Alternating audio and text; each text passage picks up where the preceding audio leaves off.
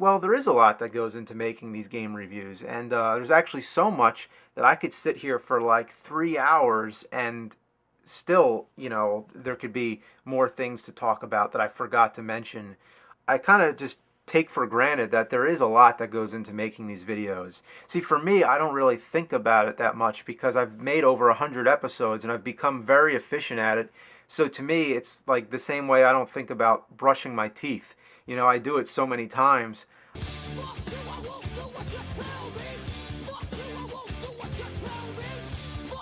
Hello, everyone, and welcome to another episode of the Pro Crastinators podcast. Thanks for tuning in, and today, actually, we're starting a special new thing, but before we get to that, let's just see who's here with us. It's, of course, me, the best guy ever. We have Digibro with us. Hey, what's up, y'all? The Hypocrite. Add me in post. Tom Oliver. Yo. And the Davoo Collective. Zap Zappy. Okay, so here's our thing, guys. We're doing a new thing. So, as I'm sure everyone in the world knows, the new Twitter for the PCP is officially made, and it's out there in the world. It's at TP Crastinators. So go find it there. There'll be a link in the description, all that good stuff.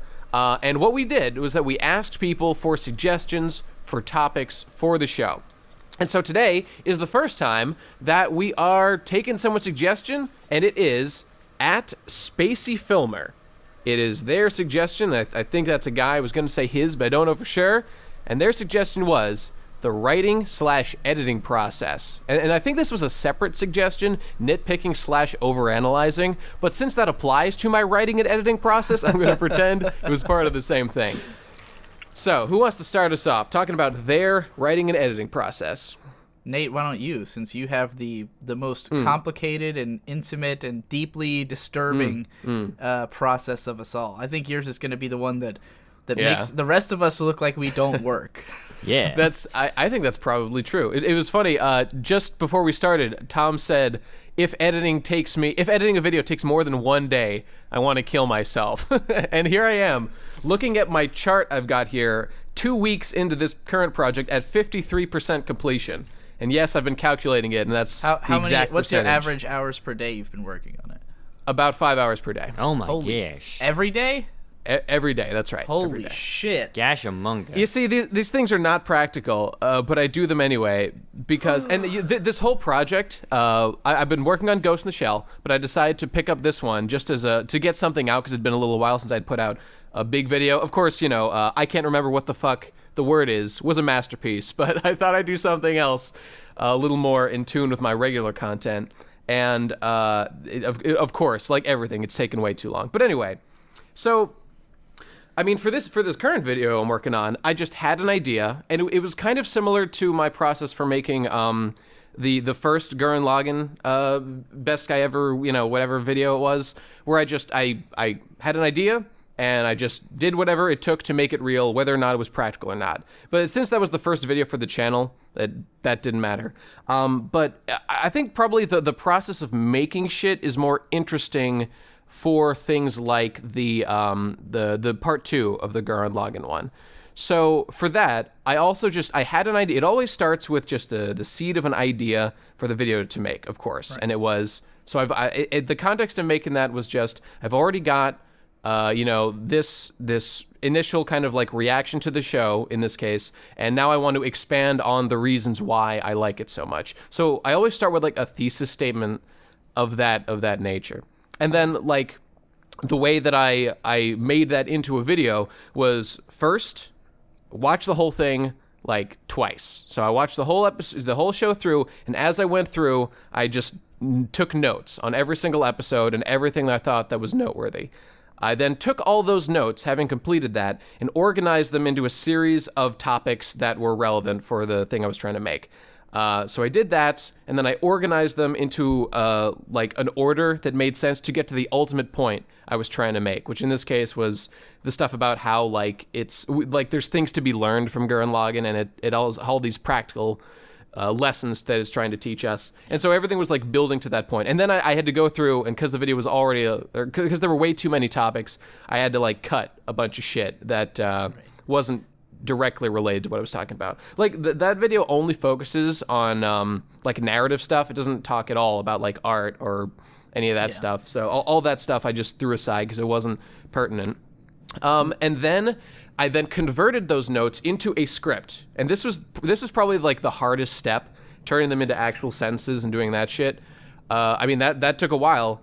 And this, up to that point, that was probably like 2 to 3 months of work.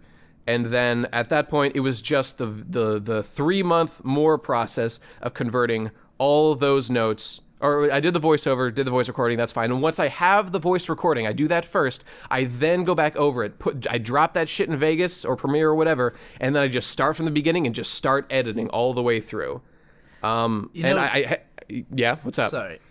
Sorry to cut off your momentum there. No But problem. The what you're describing to me, this is like, in my mind, like the classical idea of like how to go about.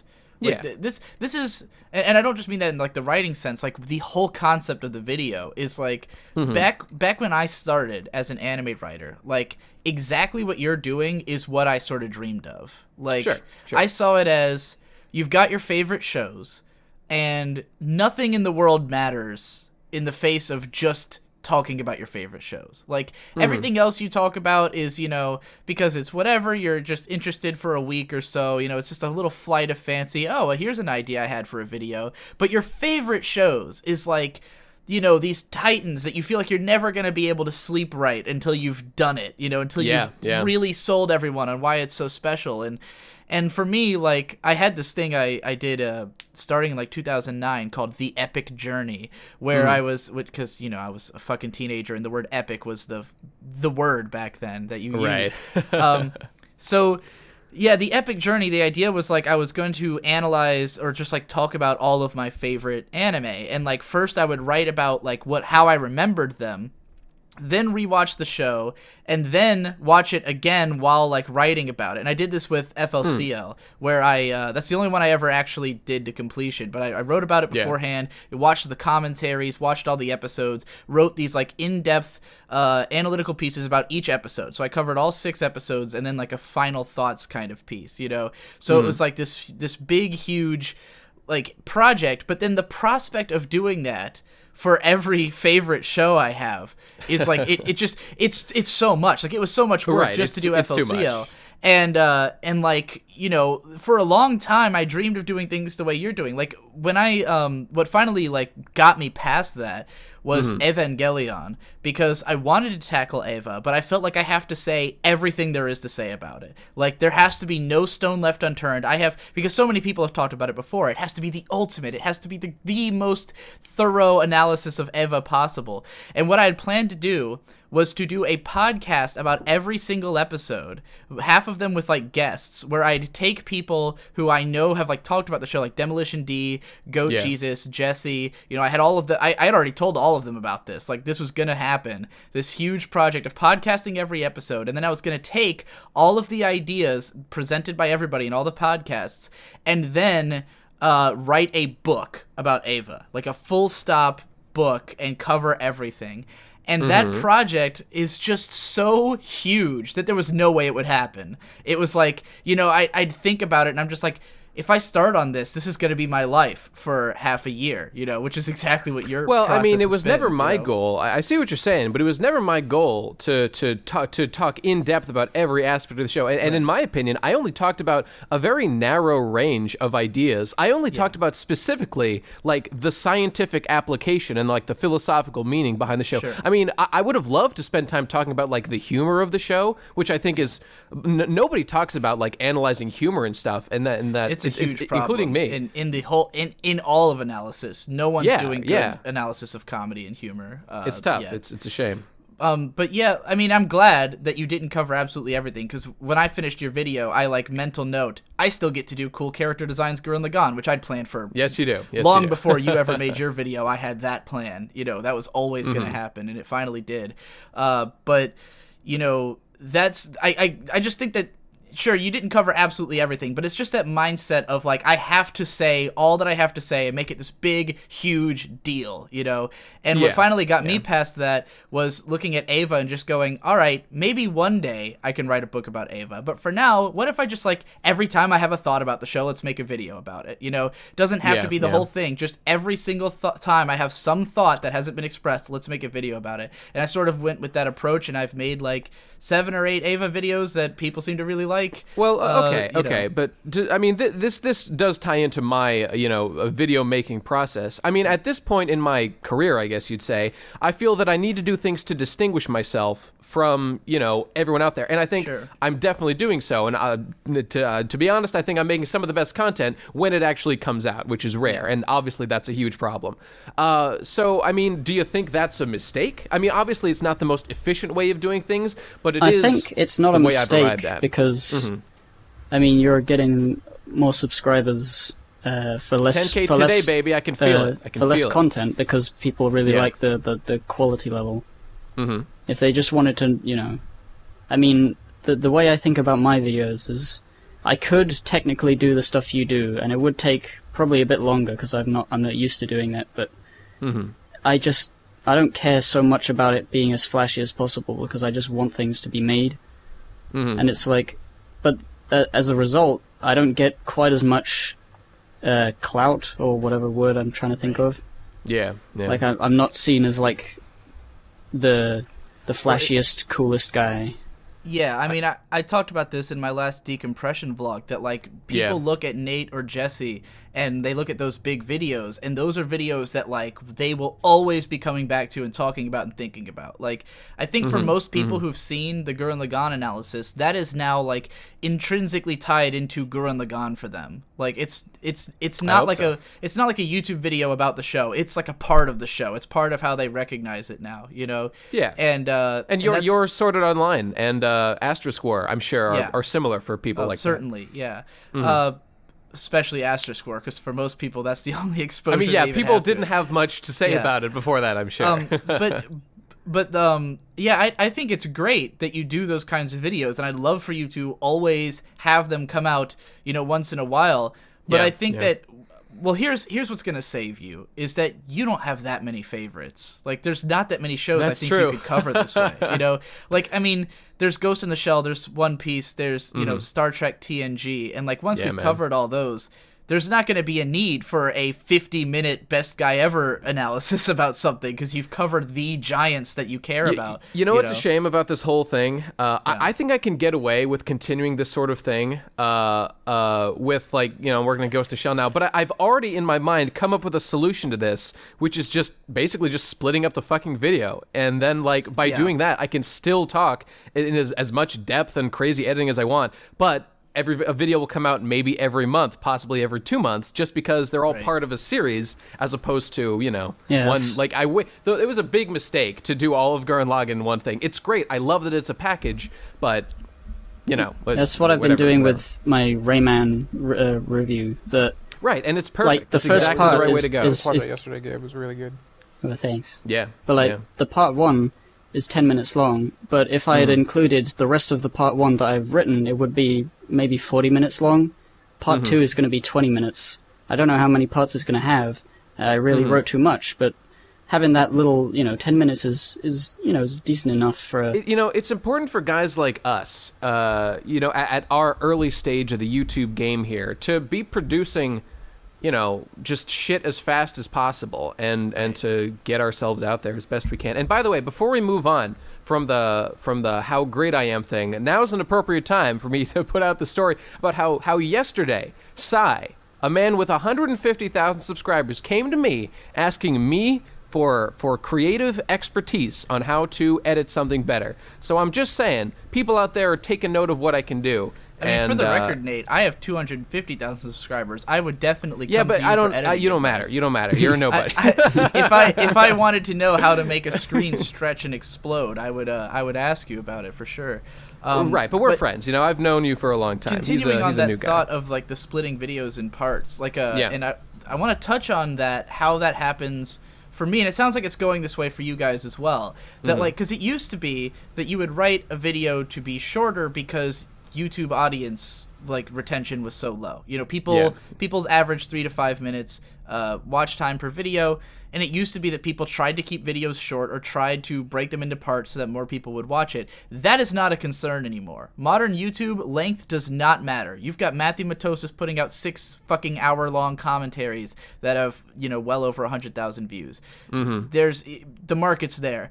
But what it's become now is it's really about money. And like I say that with as little cynicism as possible, but like we need to be able to make enough money to make if I make a video like that's like Mob Psycho 100, you know, the one I did on that, it's like 7 minutes long, and I it's like concept to completion in like a day. You know, I watched the whole show. I already knew, like, Victor had already given me an idea of something to say about it, because Victor like requested me to watch that show and do an analysis of it.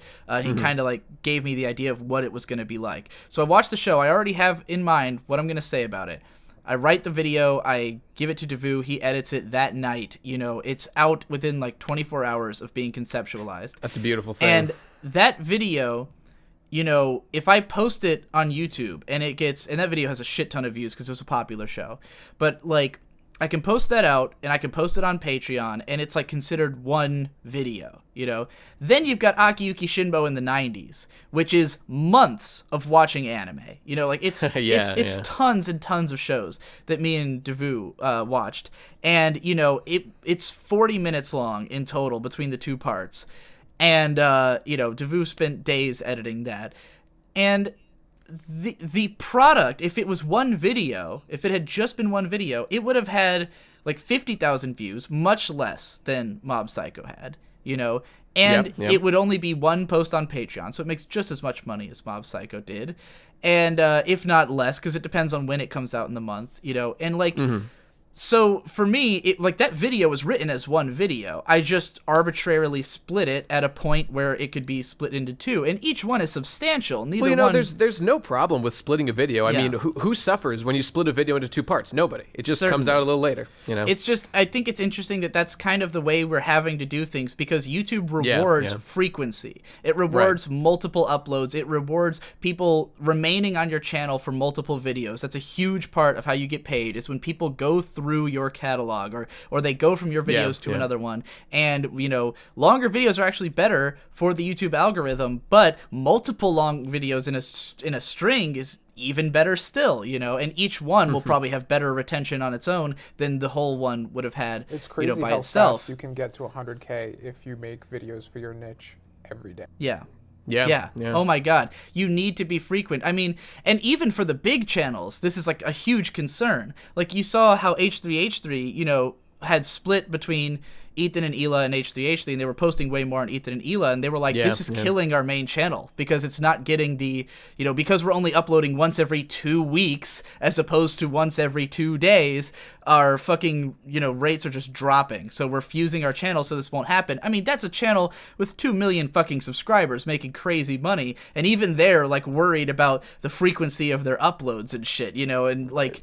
That's, if you want that growth, if you want that steady growth, and if you want to keep making money, you got to have frequency and some regularity, and like, and each individual, like, you know, splitting a 40-minute video in two. I mean, I could have split it into fucking 4, but I just don't, you know, I like it to be in these big chunks. I wanted you to get enough of the narrative to get invested. A huge difference, because with Rebel Pixels, I've been releasing one video every week, every 2 weeks for like the last year, and just the last 2 weeks I started doing vlogs, and now there's 2 videos a week. My subscriber growth month over month tripled, and view count doubled, and earnings doubled. You know, that's why I was so happy with just when I saw Gibbs' video, I can't remember the fucking word, you know, whatever, and I just like, this is hilarious. I'd love to make something like this. And just that night, like, it came out in the morning. I watched it while I was at work. That night I rushed home, and in the span of like 5 hours, I was able to get a video done, and I was just so thrilled about that fact. I was able to get something done that I had to put it on the main channel instead of Bestie Boy, which it obviously belongs on, but I was just so thrilled to actually have something to post with that level of speed that I couldn't help myself. It's a great video. Yeah, but I agree. we should be talking about the process of making videos rather. Oh, than... there was only one thing. We can move on from me. There was only one other thing that I thought was interesting that people might enjoy hearing about my editing style, and it's that. So I had talked, a bunch before about how I get up to the point of I've now got my my voice recording of the script, and then I just start to edit through it. But did you know, viewer, that the first thing I do after I have the voice recording script, before I do any visual editing, is I go and I pick music for every section of the video. And not only do I just put an appropriate sounding song behind it, I do, and it works. It's amazing how well this usually works out. I attempt to like sync important things with like relevant like beats and drops in the audio. And sometimes it works out astoundingly well. Like, remember in at the end of the Gurren Lagann Part 2 video, I'm playing that song from Bravely Default. It's like the ending theme song, and like there's all this epic shit going on, and when I say personal fucking responsibility, like the song just happened to drop exactly at the right time for me to like put that explosion and be like, and it was synchronicity of a fascinating degree. Serendipity is the word. It was serendipity, that's right. And then, so yeah, I do that, and then I edit the visuals, and I put a bunch of memes, all that shit. So there you go. That's an interesting insight into how I do things. So That's we can move weird, on from 'cause- me now if we want to talk about somebody else's. Well, I guess I'll go because Yeah, do it. speaking about the music, I usually leave the music until after I have all the visuals in place. 'Cause Shameful. I know. Well, I mean, sometimes I think, oh, I've got to have a specific thing here, but usually I just like having something vaguely relevant and, upbeat to keep it going smoothly. But yeah, music is, I don't really think about it too much, even though I like music a lot. But I actually have several. I think about it way too much, and I have a folder of songs that I think will evoke certain emotions on my computer that I just have in place for when I'm going to use them. And I've already got like 3 picked out for Ghost of the Shell at various points. Yeah, I tried to make like a glorious. database of that, like collect songs I could possibly use as background and add tags to like label their aesthetic elements, and I gave up. I don't have an organized system or anything. Anyway, sorry, Gabe. Well, I guess I'll talk about my writing style because it's quite regimented now. What I have a Google Doc called Video Ideas, and every time I have an idea for a game that I want to talk about at some point or something, I go in there and I just write it down in a big long list. And whenever I start to write it, I make another Google Doc and then link to that Google Doc in the Video Ideas document.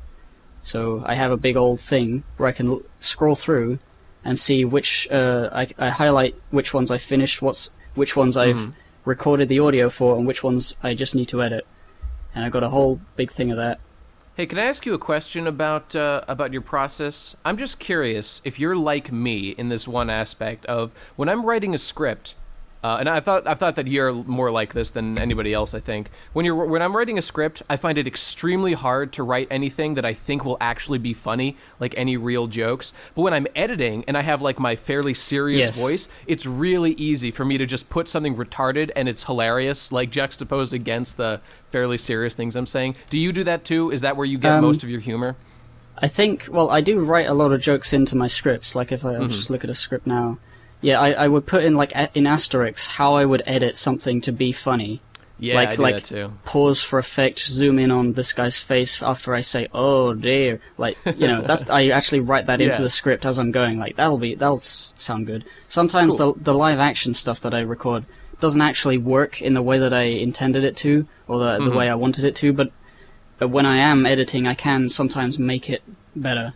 Like some of the live action sections in that Rayman video, I didn't like them. But I added some weird effects, and then they were funny. Well, more funny than not. There's a lot of changing things as it goes along to make it flow better, I experience. So the way I do the reviews, I mean, it used to be different. For Dark Cloud, I didn't play the game at all. I just knew it so well that I wrote the entire thing and then played the game to get some footage. But nowadays, obviously, it's a better idea to play the game and take notes. If you've ever watched AVGN, he has a video where he goes through his editing process called, I think he does picks just a random game, and he goes through the entire process of playing the game, writing the review, editing it and all that, and it's really interesting and really informative. So you should look at that, AVGN, making of an AVGN episode.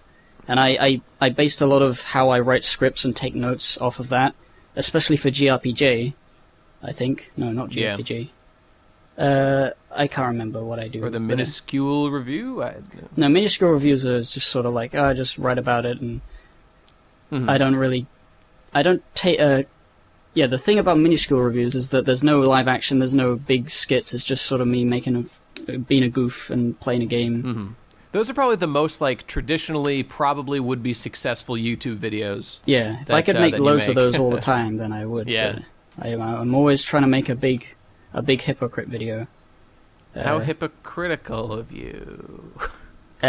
Sure. Not really. Fuck up. You really are the best guy ever. Oh, no. But yeah, I write down things. Specifically regarding game footage, because making a video game review is harder than anime in the fact that you have to get footage for everything you're talking about. Oh yeah, totally. So I would only try to write notes on stuff that I'm actually doing. So I would play the game, something like Rayman. I would record like level 1, the whole level through, and then stop recording so that I have a file of that level. I just name it that level, and then continue playing. And every time there's like something particularly, like if I need to look at a walkthrough for a certain part that's hard, I write down in my notes, this part's really hard.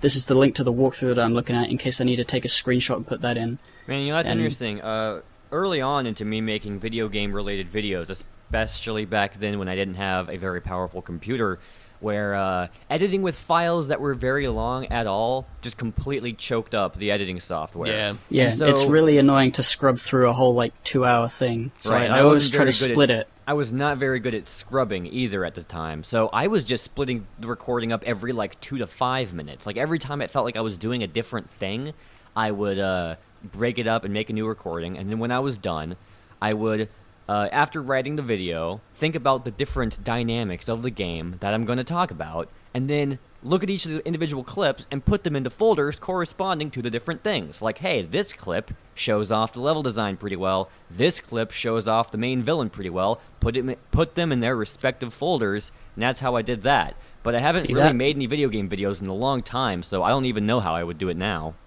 See, that's quite a clever thing to do, because what I do with just having a level, usually what I'm writing the script, I go through, level by level things that happen, so I'm sort of walking through the game as I analyze it and stuff. But sometimes I can't find a particular moment in a thing, but I know it's in a level, so I just go to that level, and I still have to scrub sometimes, quite a bit. If I had the patience to put things into specific folders so I could just instantly grab them from there, that would be pretty good. To comment on this, because obviously I'm not as known for doing game videos as you, but I have done a number of them, and it's funny because my process is almost entirely built out of desperation to do as little work on it as possible, right? Because I hate editing. That's a smart way to go. And I hate capturing footage, because when I play through a game, it's usually I don't usually play a game intending to analyze it. Most of the games that I have written about, I had the idea after the game, and then it's there's no fucking way I'm gonna play through the whole thing again to capture the footage.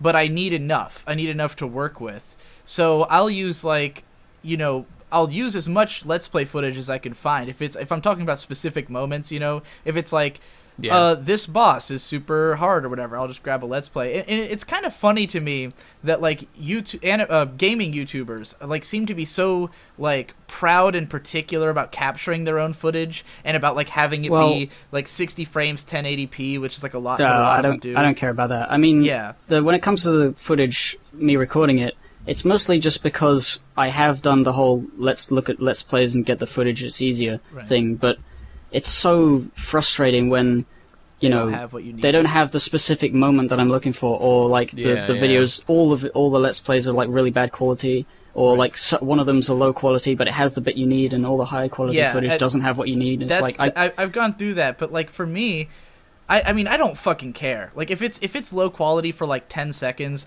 I don't care, because the audience they're not gonna say anything. You know, I've never had a complaint about it, and I get why, like, for guys like Hyperbit Hero and Gaming Brit and stuff, you know, they want the 60 frames because they really care about that stuff. Like, those they guys, want, they're fucking 60 frames per yeah, second. like they're so into the idea of like all games have to be 60 frames, and I hear have to that prove if it you through my. kill yourself in the name of video games, you go to heaven and live in a giant bed with 60 virgin frames. you it's like they think that by Is a virgin frame a frame with no picture in it?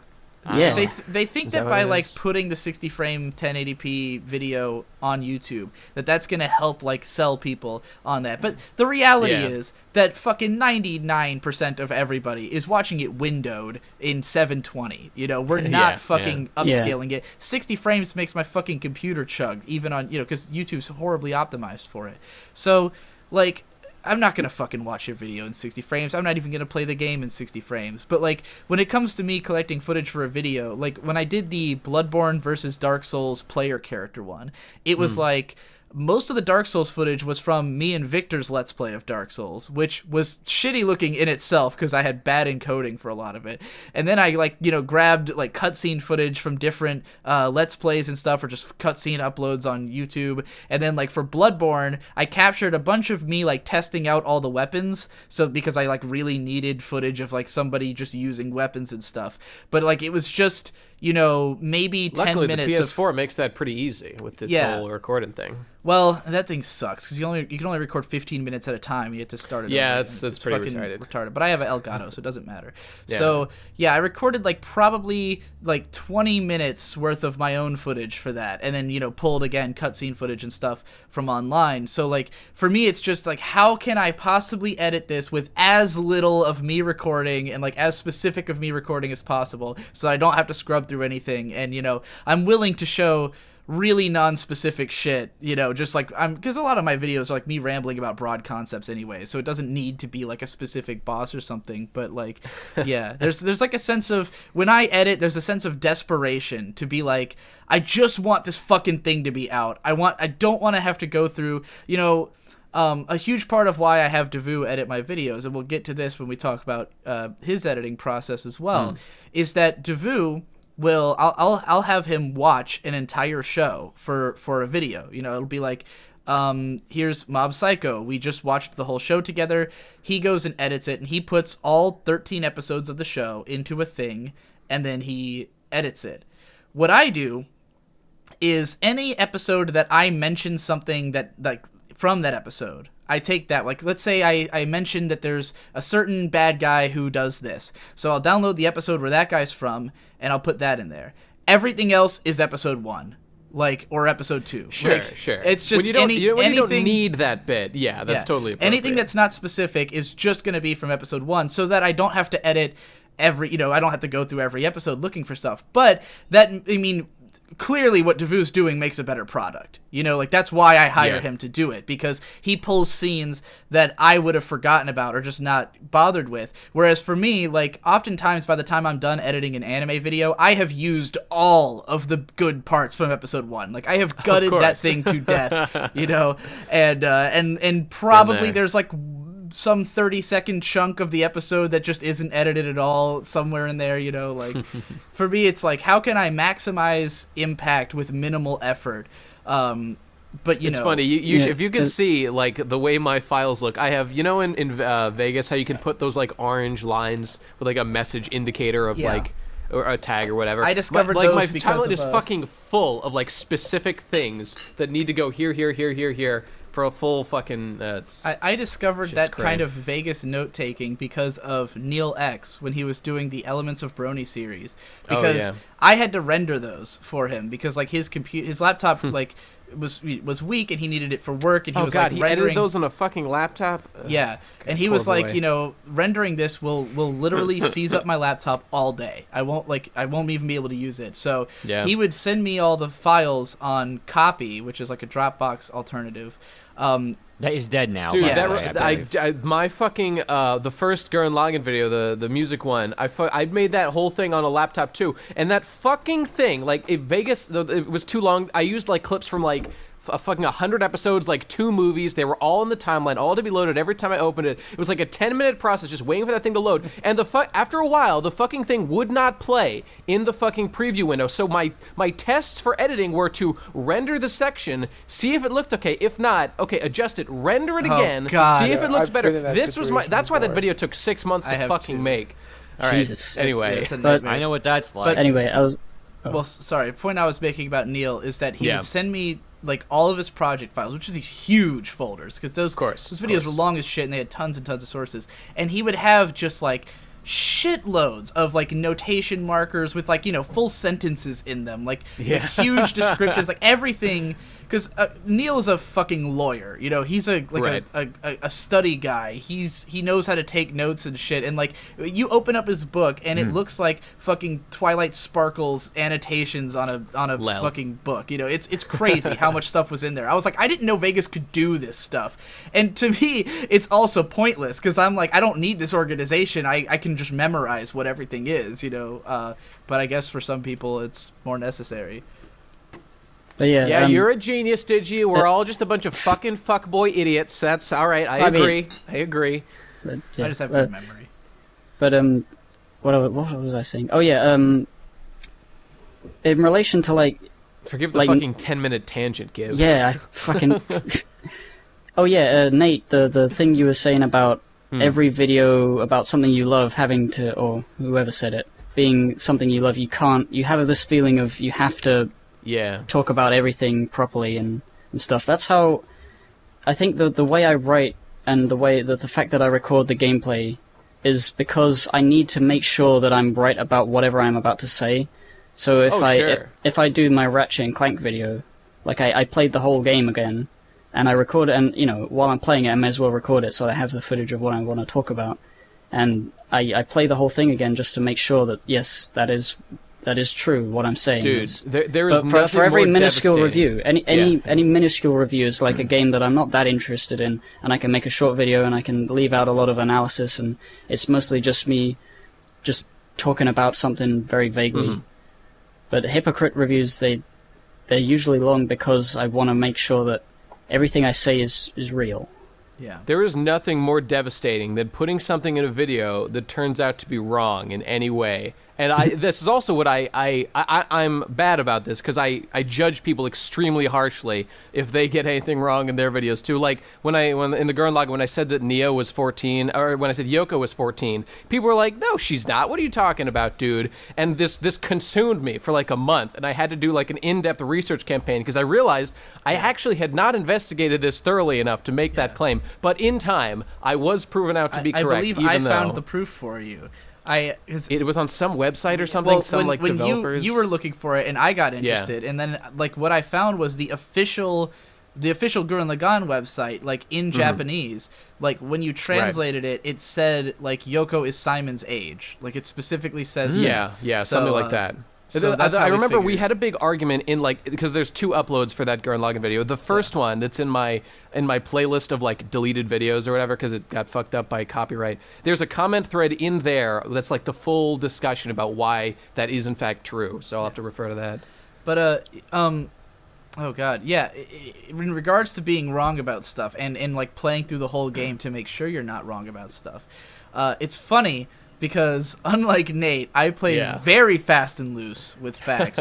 And when people point out something wrong, I like if it's something I agree is wrong, I just kind of like upvote their comment and comment on it, and I'm like, oh yeah, good point, And if it's something that like, because I'm very obstinate about the idea that like it doesn't matter to have everything right as long as you get the point. As long as the overall video's not wrong, right, then that's what matters. This is something I've disagreed with you for a long time about, Digi. Don't you feel a sense of journalistic integrity to need to Nate, represent here's things the thing. correctly? There is a phrase in the journalistic world called, you don't get the facts, you get the truth.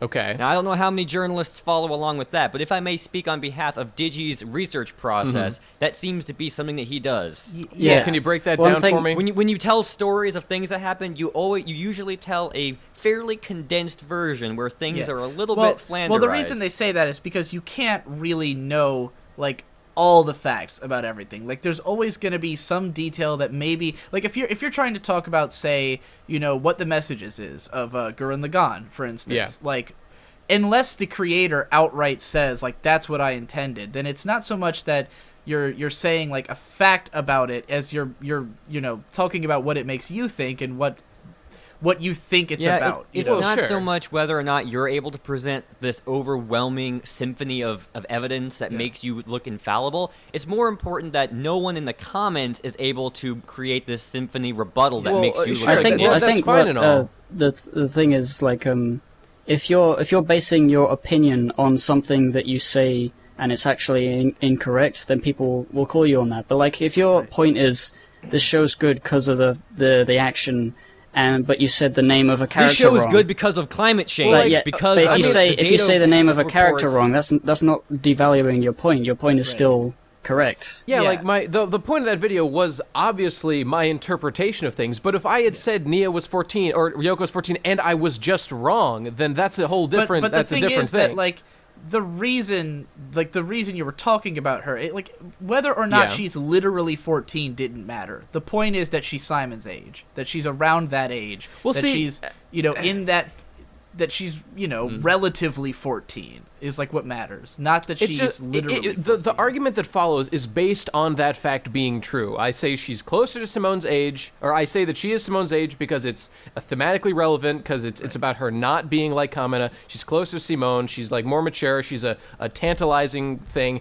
And, you know, that would still be true if she was, like, 16 or, you know, even 18, I guess. Right. But, like, the things are predicated on getting your facts right. And if you get your facts wrong and then you have faulty interpretations, then you're just misleading people. And I'm not saying that you're evil. I'm just saying it's your responsibility. Right. Yeah, but and, I mean, some I faulty have, interpretations are worse than others. I have definitely had, like, frequently, I have just, like, outright incorrect facts in my video. And people will point it out, but, like, usually, I mean, it never creates an uproar. Like, it's never destroyed a video. At worst, one guy gets mad and leaves a comment about it, and I laugh at him for being a comment. You know what? This is actually a large motivating factor for why I'm interested in making videos in a series as opposed to one standalone obelisk. Because if I get something wrong in the first one, like YMS did in his review of Synecdoche, New York, I think. Then, like, in the next video, you could say, "Oh, by the way, maybe, guys, I saw that you commenting about this. I got this a little wrong, or I just want to clarify this point." Something like that is a very useful tool. I did that in the SAO2 video. Yes, you did. Where I made this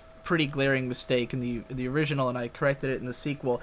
But I also made the defense in that video that, like, you know, I got this wrong, and I shouldn't have got it wrong. But the point I was making stands. Like, it didn't matter that I was wrong about that in the grand scheme of what I was trying to say about Kirito. I just think it is such a valuable thing to be able to say that to be able to show, like, I have seen your argument on this particular point and created, you know, a rebuttal to it or an opinion, and doing, like, a multi-part series like that is the perfect way to handle it. I really wish it was easier to, like, on YouTube, to keep, like, edit or something. Things. Yeah. Like, you can always do a follow-up video, but it's always going to have way less attention given to it. And, like, I mean, it's nice to be able. I used to kind of, like, obsessively want this, but now I've just kind of given up because I've gotten to that audience size where it's unmanageable. Where, like, if I make a video that blows up and I make a small mistake in it, and then I were to make a follow-up video where I correct that small mistake, it's cool that I've recognized it and that it's out there and I have my conscience is clean, but the number of people who are actually going to go find that video is so much less than the number of people who are just going to keep commenting on the original about how I fucked up, you know? It's like a newspaper retraction, like, buried in, like, the depth of whatever that says, "Oh, by the way, that guy wasn't the murderer, it was the other guy. Sorry about that. Please don't kill that guy." To this day, new comments on my first SAO video come out that criticize that mistake, you know, like, of course nobody reads the comments, so there's probably, like, several hundred comments about that specific mistake on that video, even though I corrected it 2 years ago, you know. There's no victory with that, and so I've kind of given up. Like, I like to be able to address mistakes, but it's like, you know, if you care that much, read the fucking comments, because Yeah, there's something to that argument, I those, think. in that specific situation, those are probably just butthurt people who love SAO. So even if you did have a follow-up, they wouldn't give two shits anyway. So Yeah, being butthurt doesn't make your argument invalid, but whatever. This all right, we've addressed this. I'm sorry, Gib. We interrupted you in a big way. Again. Yeah, I guess we're still talking about my stuff. Yeah. Well, Actually, I guess Gib, we could talk I about... have a question that could springboard you into something you can talk about that we can't interrupt you on, because I don't know the reason. I think you've probably addressed this somewhere before, but where did the idea for the green screen just sitting around on shit come from? Because that is the fucking coolest idea. Oh, hang on, you cut out for me. I think he said the green screen like effects for a Like, JRPG where did you get and the idea shit. to just be like, I'm just going to throw this on the ground Oh, in a pile. It's fucking great. Yeah. And Well, I just love thought... it. I mean, I wanted to have... The whole thing with JRPG it was supposed to be the least amount of editing, even though it's still quite intensive because I got to cut out all the stuff that I like, the pauses and stuff. But I wanted it to be as least editing possible. So I thought I'll just film myself doing the whole thing there. But I thought that would be too boring, so I thought I'll put a thing in the corner with the game footage. But I also thought I don't want to have to edit the game footage to be that relevant. And, I didn't really care, so I thought, I'll put a green screen up, but I couldn't find a way to put the green screen up well, so I just threw it in the background. And from then on, it became a meme. I'm just, now, great. I'm gonna put the things... creative ways you've been using green screen since then, in, like, other videos, is great. Yeah. Like, the way that you use think the green I would say it sleeves. started before that, because on the Give and Take channel, then, like, there's been a long history of these weird green screen meme videos, but originally they weren't with an actual green screen. He would just like remove all the green from the actual footage.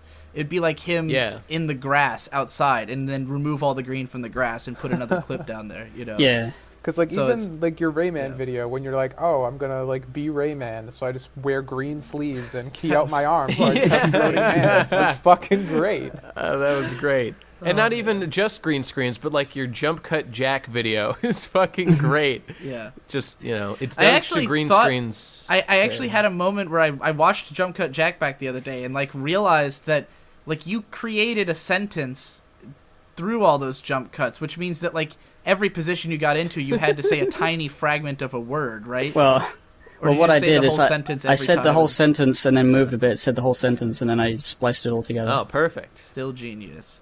I hadn't even thought about like the technique. Hey guys, behind Jump it yet. Cut Jack here with another fucking video.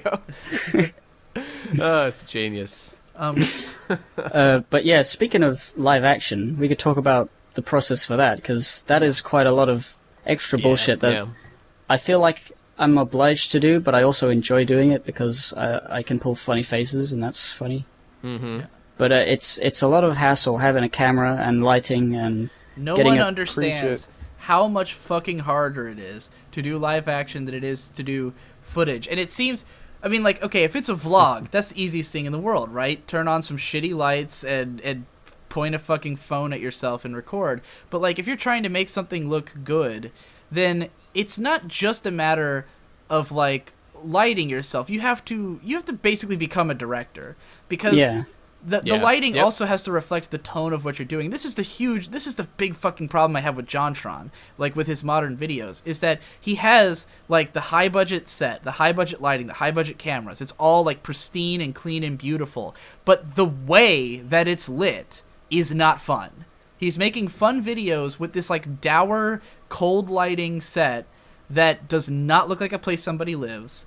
And it's fucking weird, and like that really detracts from the comedy because it just feels like, what the fuck? Why are you on a set? Why aren't you in your house playing video games? That's what the narrative is suggesting of the video, Yeah, And, it's a weird, like, it's not quite awkward enough to be awkward funny, and it's not quite funny enough. It's not quite lighthearted enough to be a video game romp. It's It's- total it's- garbage. it's weird. Total garbage. And then you watch like Hypocrites videos, and it's usually just like natural lighting. It seems like you just open like a curtain, Yeah, but it well, looks that's- like you're in your that's- room, Oh yeah, I am, because I can't really film anywhere else. But yeah, the natural lighting, I always try to do that because I don't have a big old bunch of lights with stands and stuff. So I usually try to film during the day when I have the window open and stuff, getting the light in. But for this Rayman video, I had a genius idea that nobody would have picked up on, obviously, because I didn't show it. But you see my TV, the big TV on the thing. You might see in certain shots, in certain videos or whatever. And all I did was I got a 1920 by 1080 picture of just white, just FFFFF white. Put it on a USB, plugged that into the TV, and then just had that be on the TV, just a big white TV thing, and that lit me from the front as I recorded. Cool. Great idea. Hey, good thinking. I've done stuff like that with, like when I'm recording a vlog, I might turn up the brightness on my monitor all the way and just have that be, like, lighting for me. Because my house, like, my room especially, like, even though my room has 3 windows, getting fucking, like, natural lighting is really hard because just the way the windows are angled, and my room's huge. And I usually film at night, and, like, lighting this fucking room is impossible. It just swallows light. Like, we would do all this stuff, and if you watch my older videos where I had, like, you know, vlogs or had myself on camera in certain videos, if you want to see the worst, look at the Lucky Star video.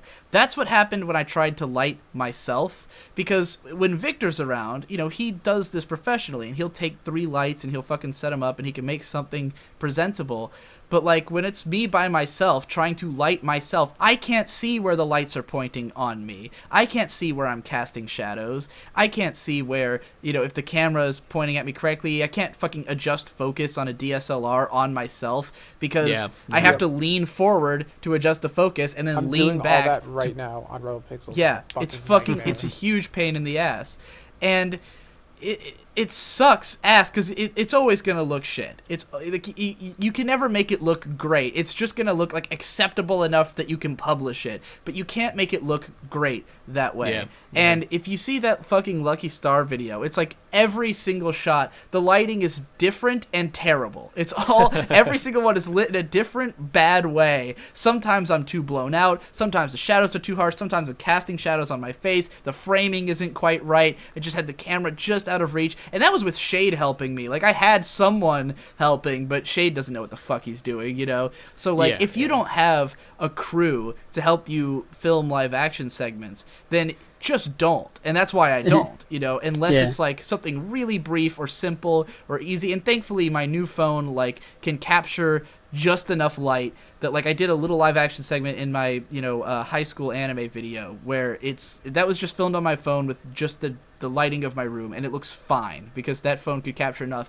But even in that shot, the framing is slightly off because I had to use the outward facing camera, which I can't look at. I can't see what it's filming. So I just kind of pointed it as best I could to look at me, but, you know, my chin's a little too low, my head's not quite at the top of the frame, and I'm a fucking stickler for that stuff. So you know that fucking CWC lecture Ben did with you know, Victor cameraing and doing all the light. It looks great. It looks wonderful. You know. That was a full. I mean, you can see in if you watch the 360 version of that, you can see there's a whole fucking light setup. Like, there's like 3 or 4 lights, like professional lights, and Victor is sitting up on a stool with this huge tripod and this giant fucking camera rig. You know, like it was shot professionally. God, you got to have a lot of patience to be a cameraman. You just fucking sit there and watch them. That's why I can't get him to do it. Like, nobody wants to watch you talk about anime for 10 minutes in your room. You know? Speaking of cameras, stacks. Go on, I film all my stuff on a camcorder, and it's mostly because I can turn the screen around and flip so I can adjust myself, see how I look. That's and essential. I know, Nate, you have a problem with this because you use a DSLR. Let me just tell you, I can't remember the word. Again, I used my shitty DSLR. Doesn't have a flip around. You should have seen the fucking process I went through. Like, an hour of that time was just focusing, getting back, filming a little bit, running back, watching it, seeing if it was focused, adjusting, doing it, repeat that process for a fucking hour. Nate, but I got it eventually. What camera do you have? I'll tell you afterward. I don't know, a piece of shit that I don't probably like. It's like a Rebel T2i, right? I have a T2i right now, and I have found a way to solve this problem very simply. Really? It'll cost you $6, and you can fix this problem. Let us stand-up talk shop after this. It's fucking great. Okay, sorry, Gib. Go on.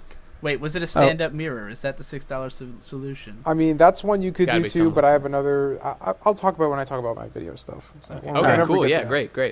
But yeah, the you can tell my camcorder quality camera is not that great and I could be using my dad's DSLR because he doesn't use it that much. But, you know, I always choose practicality for shooting over the quality, because when I record, my camcorder is really terrible for low light, so when I usually try to record, it's during the day, and I only have a few hours, especially in winter when the days are shorter, and I wake up late, and I'm like, okay, I gotta do all this, I gotta set up my mic just out of shot so that it can pick up my audio, because my camera audio is terrible. I have to have that there. And I have to do the performances. I have to do them over and over again to get them right. And I'm not ever entirely sure how good they are until I'm done. Oh, and my computer fan is really loud. You might be able to hear it in my audio right now. But every time I record something, either for just voiceover or my live action, I have to turn my computer off, get my laptop out, and put it on the other side of the room, and then plug in the things from there so that there's no noise. God. And it's just so, it's like 20, 30 minutes of setting up just to do like 5 or 6 small takes and then move the camera, do a few more. And it's a bitch. I think your live action segments come out great because, and that's what I want to emphasize to the audience here is like, yeah, Gibbon's using a shittier camera, but you're using like the optimal circumstances for it, and that takes patience and time. It's like you can only film during these hours of the day, during this certain time, and also you can't. You know, you couldn't film like multiple takes of the same. Like, let's say you filmed like you saying half a sentence, and then an hour later said the other half. The sun's in a different place. It looks totally different. You know, like you can't fuck around too much with this stuff. And like, yeah. So the reason Hippo is able to have stuff that still looks good in spite of the equipment is that patience that I don't have, because for me everything has to be like instantaneous. I need this video done. It has to be on my desk by Tuesday. I have to just film it in the shit conditions I have, you know. For all the videos that I film in my my cabin garage thing at the end of the garden where you can see the drum set and all that. That's all like I have to stay down there for 2-3 hours because like the Harry Potter one, I do a lot of skits, the Jack and Daxter, all those things. I do a lot of skits as well as doing a lot of like talking to the camera, which I don't do anymore. I tried not to do any live action where I'm just speaking because there's no point. It has to be either a skit or like a cutaway gag to a visual of me doing a funny face. Anything else is too like there's no reason for me to record that because it's just extra work. Right. And the hardest thing is not just getting it all done, but like trying to get it all done at once, because I can't really do it the next day, and if I do, it's sort of weird.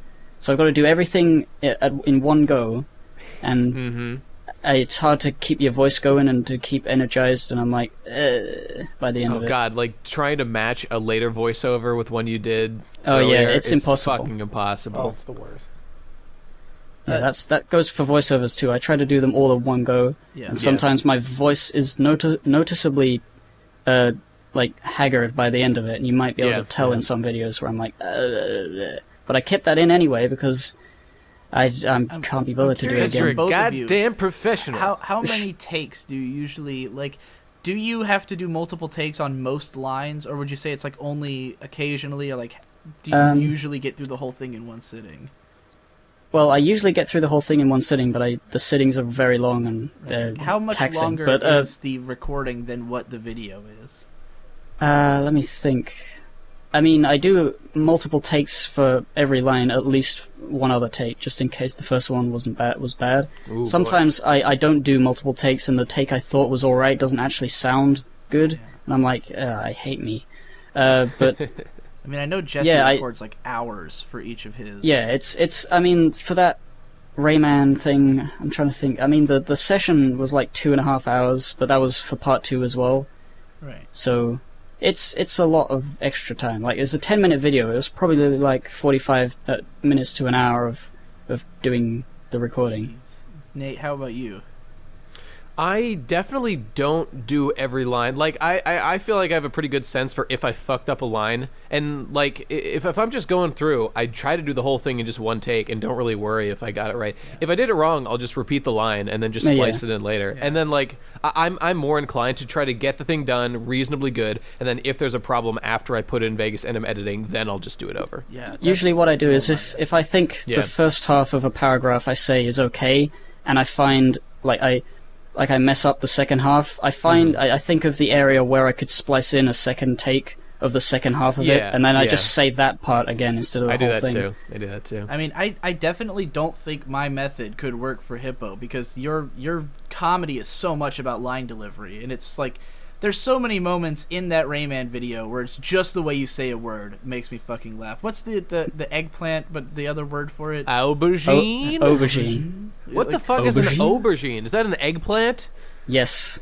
Well, Yes. what the fuck? Why Just the did way you say he's- eggplant? The way the second Because time. I'm not an American, you crazy boy. And also, What the aubergine sounds way funnier when you're implying. It also So- sounds French, so That's just like the British word or like the European word for it or something? it's just the word that non-Americans say, I think. Man. But Alright. like for me, You're an inferior race! my recordings are usually at most like 2 to 5 minutes longer than the actual video. Like it's Oh, yeah, just yeah. if I stumble over a line, I redo it, but it's immediate. It's just like this time I was this time I was, and then there are some lines that'll stop me up for a good 30 seconds or something. There's some little tongue twisters in my scripts, but it's all one go. Yeah. And recently when I did, because there's 5 videos I have coming out in November, all of them being edited by Davoo. I've written them all before November started. Wait, 5 and- are coming out in November? It's already Yeah. halfway through, dog. Yeah, Alright. there's already 2 out. Oh, I thought you meant they were all coming out. No, Okay, 5 total. And I had written them all before November, and like I had them all sitting there, and I just literally went into my closet for 2.5 hours and recorded all 5 of them in one session.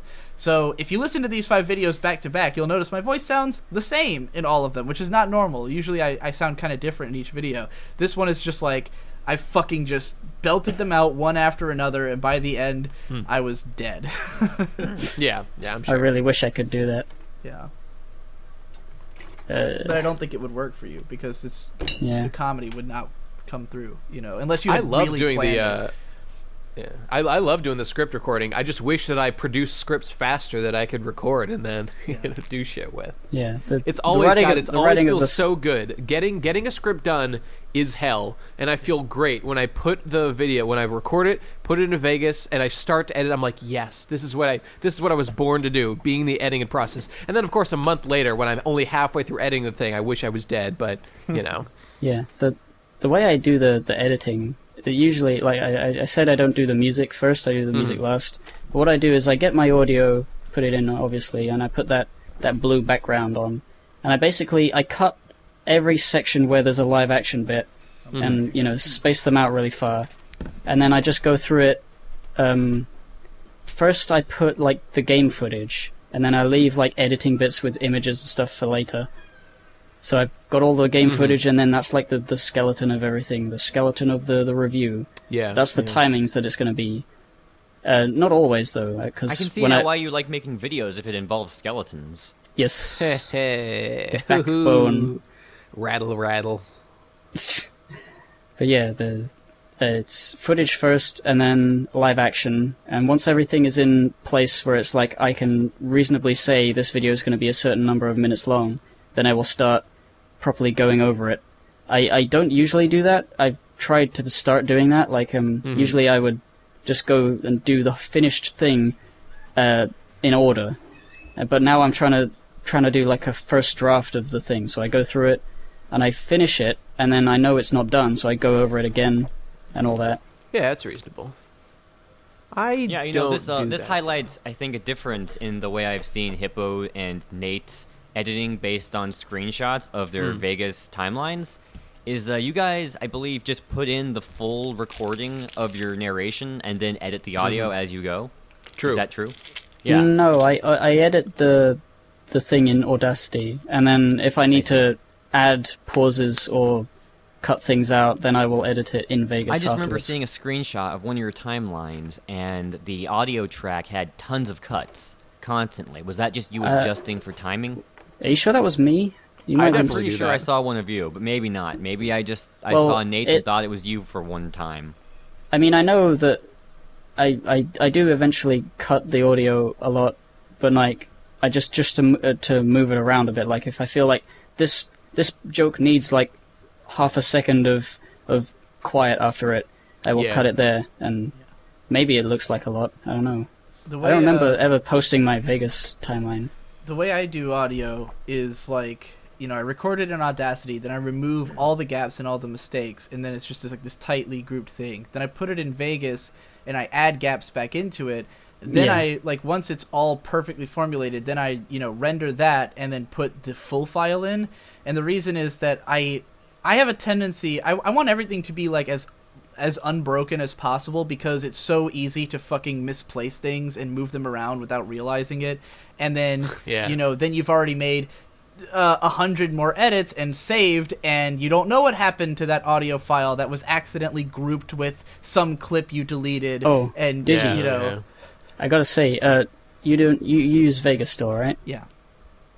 For things like that, you could open a new Vegas file and then drag the old Vegas file into the new one, and then it will just be a continuous thing. So you wouldn't have to render it at all. What do you mean exactly? Oh, like if you do the audio editing, adding the pauses in one Vegas file, and you drag that file into a new Vegas file, it will become a like a single chunk of audio yes, or in video. Premiere, that is known as subsequences, and in Or more nesting. complicated projects, that is what I do as well. Yeah. I know Davoo's way into subsequences and I need to do that shit with Vegas, because, you know what I do instead, and this is retarded, this is why I need to use Premiere, it's not working with my fucking drivers. I need to re-steal it from the internet. Instead of that, I'll take I'll take the keyframes on, 2 different tracks, and I will just have them be the exact same keyframes between all the tracks, and then sometimes it's gonna be, 10 fucking things moving, and that need to, expand or, glide along a path. It's How do you retarded. mean? It's the worst idea. Okay, well, if there's 2 things on the screen and they need to move in the same way, what you should do is have them be part of the same subsequence and then animate that subsequence in a particular way. But what I've been doing instead for the longest time, just because Vegas doesn't make it easy to do it the other way, is I just will keyframe those 2 with the exact same keyframes. It never even they'll be occurred to moving me together. that you could make a subsequence to do that. Well, I just Gibbs' keyframe dad discovered it everything. one day. I've recently I just mean that usage of it. I never learned thought the I don't know why they're not called subsequences. Maybe it's something else. But nesting. If you right-click a bunch of video in Premiere, and you right-click and there's a menu and you click nest, it flattens it all down into another sequence. What? That you can. Holy shit! You just highlight it, right-click nest, and it becomes its own video file that includes. If you double-click on that, it goes to all the files that you just squashed. And then Sounds exactly you can move like that. subsequences, so Yeah, it's probably the same thing, but oh my god! All right. And then you can move that as Nate, its own thing. What Hippo just described is exactly like what subsequences already are. So yeah, you have No, unlimited I know. options. I use Premiere and I use subsequences. I just didn't know that existed in Vegas. But this is. Oh no, that's I'm great. talking Vegas? about Oh, Premiere. okay. Oh well, fuck it. Never mind. Yeah, no, everything for me, I don't do anything fancy in the events that I do edit, but the reason that subsequence thing with the audio wouldn't help me is that I send all my completed audio files to Davoo and he edits around it. So, yeah, and he usually doesn't do anything to the audio. It's just purely the unbroken track, unless I have to request something with the Kuroko no Basuke video where we later added in chapter headers and just had to split all those up. But I'm so fucking particular about audio, and I'm teaching myself to care less about audio, but at the same time, it keeps getting more complicated. Because, I've got all this fucking great audio equipment, and I surround myself with it, and I criticize people on their audio, and I'm I really want it to be perfect, because I listen to everything through speakers, through, a pretty good set of speakers. And I can tell massively the difference between audio quality of different things. But people who are on shitty speakers can't. And, Ben had no idea that his audio was worse than everyone else's on the PCP. He legitimately did not know Really? that. Yeah, he had no idea. Oh god. So all this time, I failed as a father. he sounded like a tin can because he just listens to it through his laptop speakers, or Yeah, the headphones he uses, which are fucking stock, iPod headphones. So, he's listening to it in garbage quality audio, so everyone sounds just as shitty. But that's how like most people do. Like most people don't have a nice set of studio monitors or a fucking $150 pair of headphones. Most people are either listening to it like on their cell phone or their laptop. And so like that's why so many people can get away with having such shitty audio. Why like, you know, Jim Quisition doesn't feel the need to update his fucking audio quality, or Movie Bob or something, cuz it's never been a problem for enough people. And like I've kind of learned to accept that, but then fucking goddamn, like, because it used to be that I wouldn't do vlogs because I had to set up my fucking microphone. You know, it's like such a pain in the ass to have the microphone off screen, but like you don't want it to be intrusive in the video, but then it's also just a pain to set it up and all that. It's like I just want to be able to touch and go. So I had my Galaxy Note 3, and that thing, I was using the inward-facing camera, which looks like dog shit, but the fucking microphone was on the inside, so it sounded decent, and it has pretty good like it kind of auto compresses the audio, so it actually sounds pretty good comparatively. So I used that for all these vlogs and stuff, and then I upgraded to the you know, first I had the Note 7, had to replace that. Now I got the S7 Edge. This thing has a much better front-facing camera, but the fucking microphone is on the outside, and it records in stereo, and you can never, whether you're recording inside or outside, you can never have the audio levels of the left and right channel be equal. So the left channel will be super loud, and the right channel will be super quiet. So what I've been having to do is then, like, I put the whole file into Vegas, and then I'll split it into left and right, and then well, because you can't do that in Vegas, so I have to fucking render it as a WAV, put it in Audacity, split the left and right track, make the left track mono, put that, like, render that, put that into Vegas. This doesn't take long. It's just a pain in the ass. You know? Are you sure there isn't a setting to record the audio in just mono? On there's your nothing phone? like that on the phone. I mean, that's not normal. Like, mono recording is mostly for high-end devices. It's not normal for stuff to even offer that, so which is fucking sucks. And it's just that, bizarre. Yeah, well, it's funny too, because I always thought on the old phone, I thought it was weird that the microphone was on the front-facing camera, because it seemed obvious that you're mostly going to be filming other stuff, not yourself, because most people aren't vloggers, This is the selfie age, my friend. You're going to be filming yourself 100% of the time. Yeah, so now it's just weird that they put it on the other side instead. But like, it sucks for me because that audio will sound like dog shit when I mix it that way. Like it's even worse than it would have been. So now I'm like, well, I guess I got to fucking hook up the microphone every time I want to do a vlog again, which thankfully I have a much longer XLR cable than I used to, so that's not as much of a pain. But yeah, that's like, it's just such a nightmare to do anything. Why is everything so hard? Yeah, that's what it comes down to. So where were we? I think we were Hippo was talking about wrapped up. I was gonna talk about because we know the process, we have our, like, what we do, but there's always that moment where we're like, I don't know what the fuck I'm doing. I'm stuck. I don't know what, I don't feel like I know what I'm doing right now. And I try to alleviate that by writing in the script ahead of time how I should edit some parts, or how I should record some live action bits, like extensive notes, like, so that there's no way that I could interpret it improperly, like 2 weeks later when I'm actually doing stuff. But there's always that moment where you're like, there's usually a process that you have to come up with to get out of that, or to just keep going. And for me, I don't really have one yet. Some people, they can find out ways to, like, to just do stuff when they don't know what they're doing. The most dangerous thing you can do in a moment like that is, like, start a new video that you're interested in, and then you got two, and like, oh no, it's just I never endless... start another video. Well, actually, I do sometimes make like a that hair thing, that Voldemorty video. Yeah. I made that because I just had an idea. You've ever made. It's a sensation. It's got 11,000 views somehow. Holy shit! Yes. But I just thought, oh, wouldn't it be cool if I could turn my head and my head's there while I was editing Rayman? So I just put Rayman on hold. I filmed it in 5 minutes. I put it up, and I'm like, okay, now back to editing. I'm like, wait a minute. No, I should do something else. I should look at all the comments and every single thing I've ever made. No. And you go down that rabbit hole. But Why would you ever do that?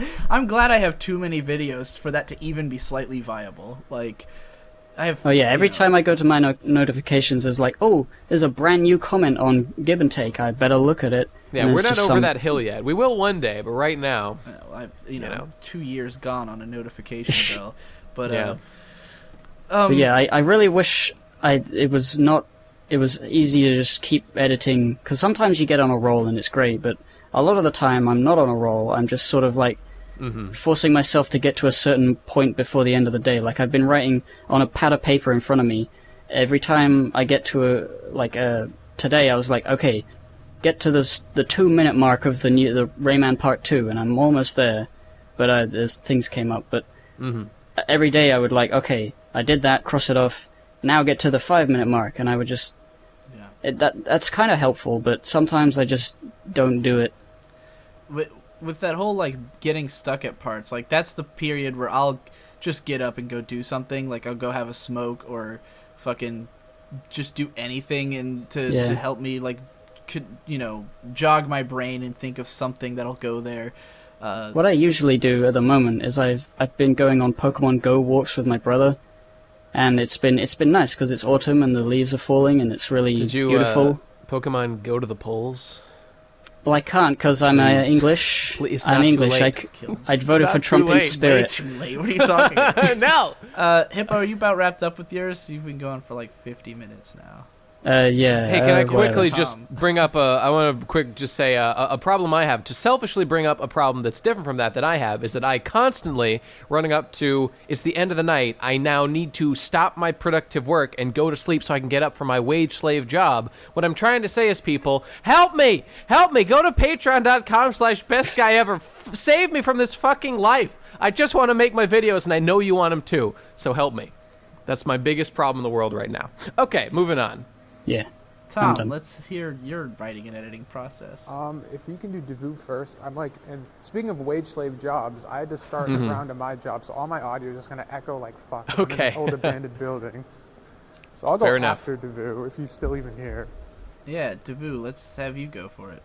Okay, well, in order to make a good video, you got to be at your computer. In order to be at your computer, you got to sit down or stand up or have some sort of pose, right? Now, it used to be I had, like, an office chair that was, like, really old. Like, it was an old office chair from, like, the early 90s, and it just got so much... It turned into such a concave that my back was just hell sitting in it. So I had this other, more low-end office chair that was okay, but as the years went on, it just made my back ache so much. And Davoo, what a so fascinating thing it is that you would trying to interpret this question to be addressing your seating situation in terms of how you make videos. I'm sorry, but please, go on. Yeah, so, eventually I basically just gave up on chairs altogether. There's really no chair that's not going to make my back hurt eventually, unless it's a $600 one like what Digi has, but I haven't even tried that one out extensively, So, like, in my room, where I am right now, where I edit all of my, like, Saturn videos or anything that's, like, easy, I just don't have a chair. I just sit on the floor. My computer is mounted on my computer. Like, how do I say this? My monitor is on my computer tower with a couple of books stacked up to get it just at the right height relative to my head. Where's and your keyboard, though? Well, the keyboard's either on the floor or on my lap, and I have a little box where I put the mouse on. Okay. And right now, I have said box, then with more boxes, and then my microphone stand, which my microphone is on, in front of my face right now. So I use boxes. I don't use chairs or tables. I have one token table in this room that I put some things on, but everything else is on the floor. A token table in a room, like, geez, okay, yeah, all right. He had to have a table in the room. We all know that's fucking unnecessary. Right. Watching all of this anime, the weebness has been slowly creeping up into my mind, and I've found myself just sitting on the floor. Yeah, like a fucking in the animal. other room, in the like living room area where the advanced computer is, which is good for editing and has high power and such. I messed around with different seating positions, but then eventually I scooted up this one like piece of a couch that How deep are we going down this rabbit hole? that belongs to Digi's family. Digi's family has this awesome couch that has like 17 million parts to it, all of them are excruciatingly comfortable. Right. If you go to the PCP 360 podcast, we're sitting on all of that. Like Jesse and Nate and Hippo, I believe, Come in. wait, what? Sorry, Ben's Whatever. coming into my room. Fascinating. They all slept on those couches for a week, and it only started to get uncomfortable for them eventually. So, and I myself will sleep on that if I want to if I am in the heat of editing a There's one that'll be thing down and there. don't want to feel like I can take a break and go to my room, I'll just sleep on that couch because it's close to my computer, to my advanced computer. And there's one little wedge of that couch that was like in a totally different section of the room that was close to where my computer ended up being. And so I slided that little wedge over and I sat on that. And you would think that a couch piece would be not good for editing video. But the fortitude of this material was such that I could just sit on the edge of it like a stool, and it would always be pushing me forward in just such a way that it gives me the perfect back position without having to force it. Davoo, I'm sorry to interrupt, but I mean, we've got to also cover the floor situation, the table situation. I mean, can we spend all this time on chairs? There's a lot of furniture we need to address before you're done. Let's chair. Yes. Well, I understand that. I mean, it is important to be comfortable. It helps that's the true. process because, for me, I mean, there's a reason I've bought all this expensive fucking furniture. I sit in a $500 chair. I have a nice mattress because when you have to edit for 8 hours in a day and your fucking back starts hurting, it just makes the whole process worse. So yeah, comfort is important. Right. Now, I mean, I'm getting sort of the sense that this whole chair discussion is not what you guys were expecting, and I did have more to say about the wedge, but if you want me to move on, that's perfectly fine. I'm sorry, Davoo. I mean, We'll come back to that another deal. time. I mean, it doesn't matter that this wedge has improved my life exponentially. Let's move on to more relevant things, of course. So, okay. I don't know there's why you many guys are different laughing. things about I mean, the creation of videos seems- I could talk about, to chime in on the whole audio recording thing, I have always hated doing the audio recording. I mean, I love the idea of doing it, but it never comes out right. I always get very frustrated. Any amount of frustration I have will ruin my line delivery. If I get too anxious and I get short of breath, and it ruins it, which just creates a downward snowball spiral in which it gets worse and worse, in which I have to attain a zen-like mental state to recover from it. And if I do an attempt of a recording too many times, it's going to be ruined forever. I'll never be able to deliver it naturally. So I have a limited number of attempts available to me. I do not know how people like Jesse are able to do so many attempts and eventually come out with something perfect every time He's he able always to does. channel his rage into these things, I think. I guess so, yeah, because he said that usually it's just he kind of goes. It's not that he goes until he gets the one he likes. It's that he just goes and goes and goes until he's sick of it, and then often he'll pick one of the first two takes. Yeah. Yeah, that But often you can happens as it well. only works with those two because you're about to do 100 more, so you're able to do it with such naturalistic motions.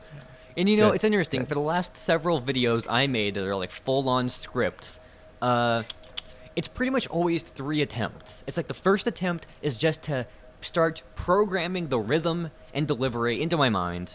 Then I listen to it and hate it and throw it away. Then do another one, which is too unnatural because I'm a little bit tensed up. Then I snap myself. I just go and I break. And then in that broken state, with the broken brilliance, Yes, rather, if right, you might call right. it, I am able to do a third attempt, which is more acceptable. So Is that done for every line or for the whole script? no. I go through the whole thing. Okay. Once, twice, then the third time. Yeah, important thing to talk about that me and Davoo sort of discovered once I started getting him to edit is that one of the things I've been having Davoo do is edit these scripts that I wrote ages ago that I just never got around to making the full video because either I thought it would be too much effort or I just I didn't finish it because I knew it would be too much effort. So for instance, the Yakuyuki Shinbo in the 90s video, most of part 1 was written last November. or so, and then like Yeah. I kind of finished it up recently. And what I've found is that if I sit on a script for too long, I have no idea how to read it anymore. Because you're a different person. Yeah, it just That's comes true. off. Well, it's like, when I'm writing a script, I have a certain like rhythm that I'm reading it back to myself in. Like I know the rhythm of the post as it's going, and yeah, it's based on like whatever my writing voice is at the time, whatever whatever kind of thing I do then.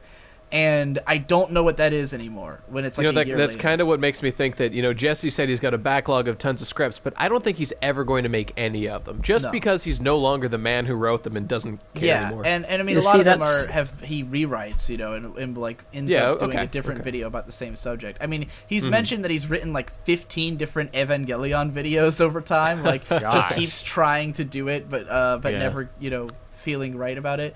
But See, yeah, I was gonna say that the way I write, it never really seems to go that way. Like if I write something months ago, or if I start writing it like loads of months, and then I finally get to the part where it's finished and I can record it. As long as I've written like a little notes on how I should inflect, if I'm going for a specific type of voice that I had in my head at the time, like. It's like Jontron from this particular video, this particular scene. Mm-hmm. Like I would write that as a note next to the part where I say that, so that I know, oh yeah, and then I can, it's always, it never feels weird to come back to a script after a long time because of that. For me, it'll be like this whole like the whole cadence of the script doesn't make sense to me anymore sometimes. Like the worst example was this video that I was working on early last year that was supposed to be movement in the Legend of Zelda franchise, where I was going to do like a whole Yes. project where I played through every Zelda game and like analyze the way that the character moves and the way you do all your attacks and stuff. And I wrote part 1, which was like 20 minutes long, and it covers the first 4 games. And like even at the time, it was kind of a stilted and awkward script, like it was a little too stiff, but I had recorded it, I had delivered it or whatever, but then I redid it again like a year later. I went through and I rewrote parts of it because I wasn't satisfied with the overall writing. But then when I tried to voice this new version, it just felt like this fucking Frankenstein monster of a script, and like I came off as this weird, like I was doing almost the Digibrony voice of like way too high pitched and like a salesman kind of thing, because I don't really know what I'm reading. I feel like I'm reading somebody else's lines that were written for me as opposed to a script I wrote for myself. And you can see this too in the Shinbo video, and like you probably Well, hey, hold on. We got to go on the record that the Shinbo video was where you learned to defeat this, at least for temporarily. You have a number of videos that you wrote, then you read them like a year later, and you sent them to me. Right. And often we just redid the audio for them. Like you did another take to try and get more Yeah. natural.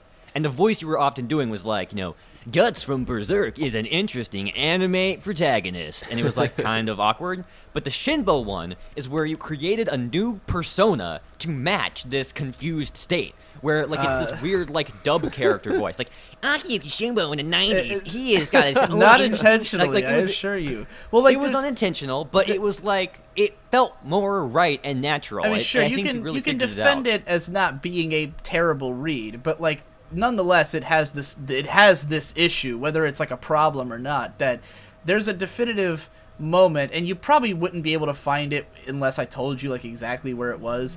I don't think it's so blatant. But like after I talk about Hurricane Palomar, the stuff after that is what I'd written later. Like, and there's like, if you listen to the early part of the script, it's like I start off every every sentence really high, like Akiyuki Shinbo and then he went to this studio, and I know that's exactly when, what you're talking you know, about, Digi. For some reason, I always end up going into a sentence really loud the first time, and I don't know why. And then, like, if you listen to later in the video, it suddenly feels way more smooth and natural. Like, the last 5 or 6 minutes are, like, totally different. And that's because those have been written more recently. So, yeah, I really try now to, like, if I write a script, let's try to get it voiced before too long. I mean, it really takes a long time for it to be that awkward. Like, these are both scripts that were a full year, between writing and reading. So I'm, like, a totally different writer at that point. But, Well, aside from the whole reading and interpreting aside from the whole like voiceover aspect of it, I often get, because I'm working on projects for so long, and I know that you've gotten over this, Digi, by just working faster, to like, you get to a point where everything that you're saying in the video feels like, of course, like, obviously, all these things are true. Like, why am I even making this? Like, I have not gotten past that. That's actually, it's a big part of why I like handing things over to Davoo, because usually it's the moment when I've listened to it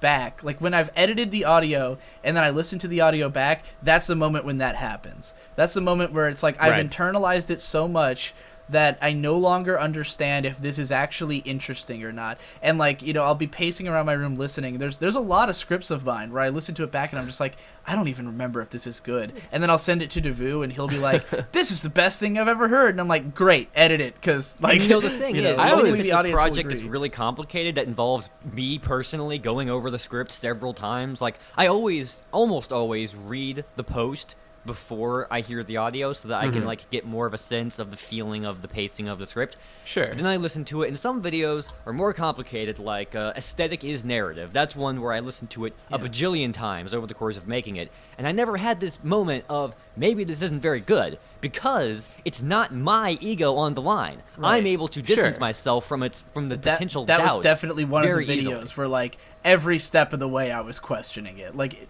even, like up until people were commenting that they thought it was great, I was still like, I have no idea if this is even comprehensible. Like, the whole opening segment is so esoteric that I was just like, I don't know if anyone's going to get this, if anyone's going to know where I'm coming from. The video is way more successful than it had any right to be. Granted, I put, a popular anime as the thumbnail, but, I remember thinking, like, on the day I released Gurren Lagann Part 2, like, everyone is going to fucking hate this. It's going to be so shit, and no one's going to give a shit. And yet that was not the case. All right, anyway, let's move on. Well, what else you got, Davoo? Let's see. I could talk about the specific editing of doing a specific thing, putting a specific item in a video. How about that? You want to hear that? Sure. Okay. Yes. Let's see. We'll use the example of like having an image that pans into the screen during a couple of seconds. So like, imagine I go, this game is almost as good as peanut butter jelly sandwiches. And I'll get a picture of a peanut butter jelly sandwich, preferably one with an alpha background, meaning there's no background, If I can't find one, I'll just open up GIMP and, isolate the color white, get rid of the white. No background. So I put the image into Premiere, and I then drop it from the library of Premiere onto the timeline. Now, at the bottom of the timeline, there's going to be footage of the video game. And I'm going to put the peanut butter jelly sandwich image above that. So that way, you see a peanut butter jelly sandwich image in front of you, and the video game footage is behind you. But I don't want the peanut butter jelly sandwich to just appear out of nowhere. Sometimes that's good. Sometimes you want the image to just snap it into the middle of the screen all at once. Sometimes you want a little bit more of a smooth delivery. Let me guess. Do you click opacity? Well, I could do that, and for this example, I go to the X value, which for people who don't know, the X value is your horizontal position. We're going deep. And so then I'll drag it leftwards so that the peanut butter jelly sandwich careens off of the screen, so it's no longer visible. Now, I then decide... Big mistake. You're going to want to go off the right side. With a motion like this, I can tell you emotionally, with a peanut butter sandwich, it's always going to be from the right side. Look, I will not question any specific details that you would want to iron out for certain. So take Nate's word on it for stuff like this. So I tried to decide, like, how long, exactly at what point of my audio delivery do I want the peanut butter jelly sandwich to be involved, right? Like, do I want it to start scrolling in during the this game is almost as good as, or do I want it to start scrolling in at peanut butter jelly sandwich, right? So I'll arrange the image to be at exactly the point I want, and then... I do have a point about that, is the timing about, like, you've got to take into consideration how long it'll take people to process the image that's on screen. True. Because when you're editing something, and you cut it to like, okay, that's enough footage, and then you cut to the next thing. Sometimes it's not enough time, and you have to make sure you watch it over, like, oh yeah, I can comprehend this, and then people will know what it is before I move on. Now there You know, was that's- actually I was watching- a I was- constructive. I was watching one of my earlier videos, the miniclip one, and there are certain parts where I just cut way too quick, and it's obviously because I didn't rewatch it properly. Now there Like were like what? I'm just curious about what you think you did that with. Do you remember offhand anything that you thought was too fast? There's a lot of parts in the miniclip video. I think it was, all right, fair enough. but it was just certain points where I was like, there's even one part where I cut off the beginning of the next sentence by like half a syllable, and it sounds a bit weird. Oh, so you mean like audio-wise? I- Well, that's interesting. Audio 'cause and visual. I only always, ask because the current thing I'm editing right now, like basically 100% of it is exactly dealing with this issue of like I'm trying to convey these ideas with these visuals like as efficiently as possible while being able to like get the entire like section of information. Like this sounds confusing, but like when you see the video in like 2 weeks, it'll make perfect sense. But it's really it's a struggle to manage like how long and at what point you remove an image or put it there so that they can digest it and understand like what it means. That's like when I edit with like images on screen, that's like what I spend by far the most time on, is like going Yeah, back for and sure. watching it over and over again and trying to figure out the timing, because the other problem is you already know the information, and this is what makes That's the thing. That's the thing. With text, that's the hardest, because you can read the text faster when you already know what it says. So like I always kind of like read it like relatively slow. Like I like read every word to myself, and then I go like half a second more than that, you know, to account for like people who are slower readers than me, and I'm not the fastest. So, you know, Yeah. I feel pretty confident about my text speeds, but I leave it for like just long enough that I'm confident you can read it. But even then, you know, a lot of people aren't fucking really paying attention at the you know, when the text comes, like they're not ready for text to start appearing, and then have to read and engage with the video. There was one moment in my Rayman video where I did the pan-inchoate style thing with the music I remember that. and I had the graph with Rayman, and I had text on there, but it didn't really tell you anything you didn't already know. But I can tell like it's a bit too quick for people to I not couldn't quite. want to I pause didn't it. read it. I didn't part read of the it. joke.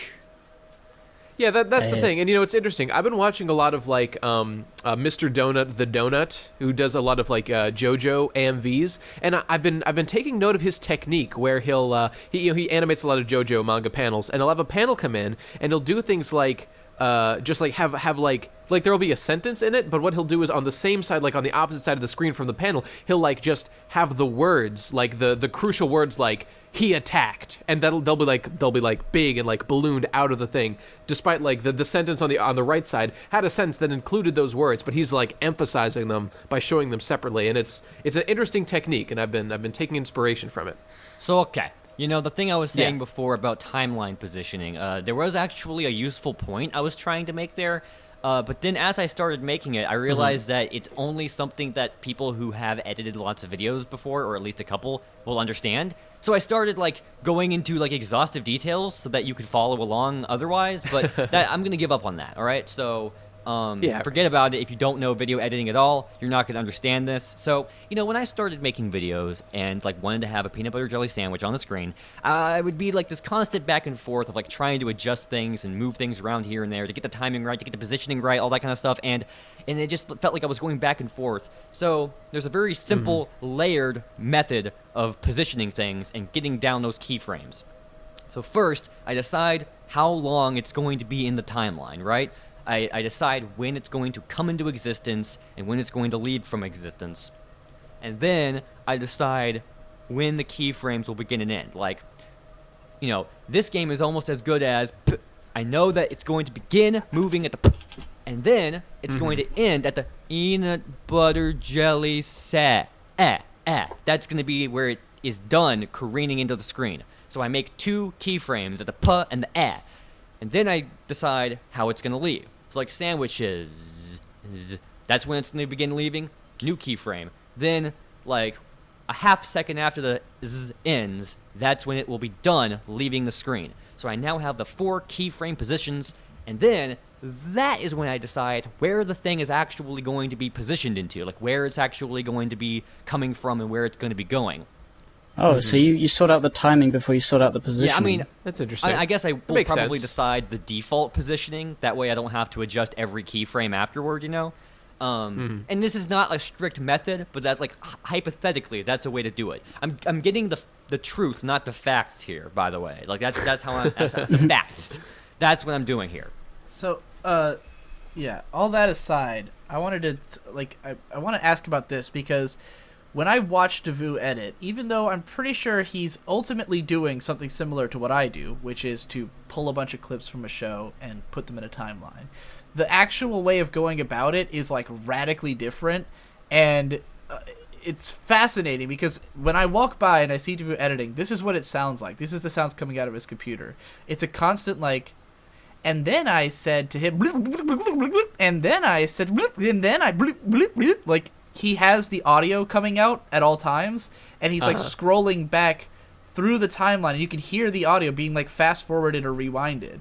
Interesting. I just so that you can pause more and then I skip quickly back. locate all the syllables. You know, peanut butter sandwiches. You know. Yeah, and and then you also but you do the same thing when you're looking for clips. Like you scroll through the footage, like. Well, I would like it if it like didn't sped happen up or then. slowed down. Yeah, what Digi's referring to is, you know, I'll drop like maybe a 20-minute episode of thing, and then I'll show like some scene from 3 minutes in, and I still have the other 17 minutes of the episode still sitting there on the timeline that I gotta deal with. So then maybe Digi's next sentence addresses something that happens 11 minutes in. So I gotta go find the 11-minute mark. So I'll scroll through and then hear, see you next one, and you know, something like that. Wait, why? I wish it why'd you didn't do make that? audio then. I wish there were a feature where the stopped after like the first couple of like minutes or so.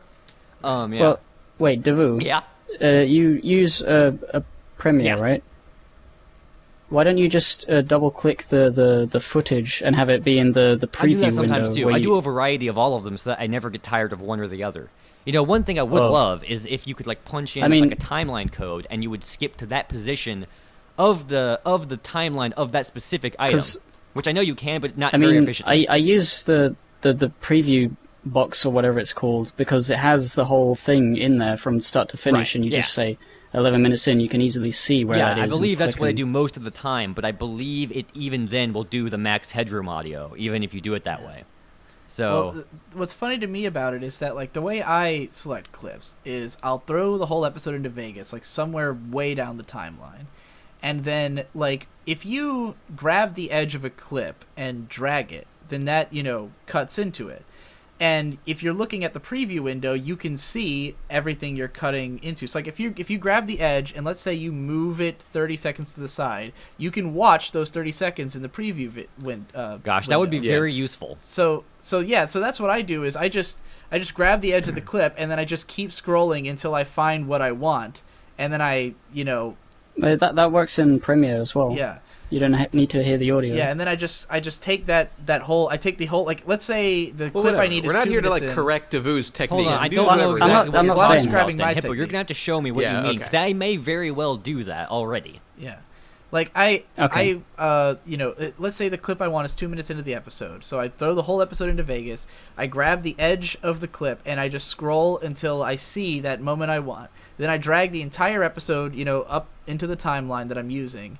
You know, hit play until it reaches the part I don't want, hit cut, and then I just move the entire rest of the episode back out to the far edge of the timeline, and then I just keep doing that. Like, I keep just scrolling through and finding the things I want. Yeah. But I cannot fucking stand to hear, like, any audio at all from anything happening in my timeline. I don't want to hear my voice. I don't want to hear the clips. I don't want to hear anything. Like, you know, I play music over all the editing I do.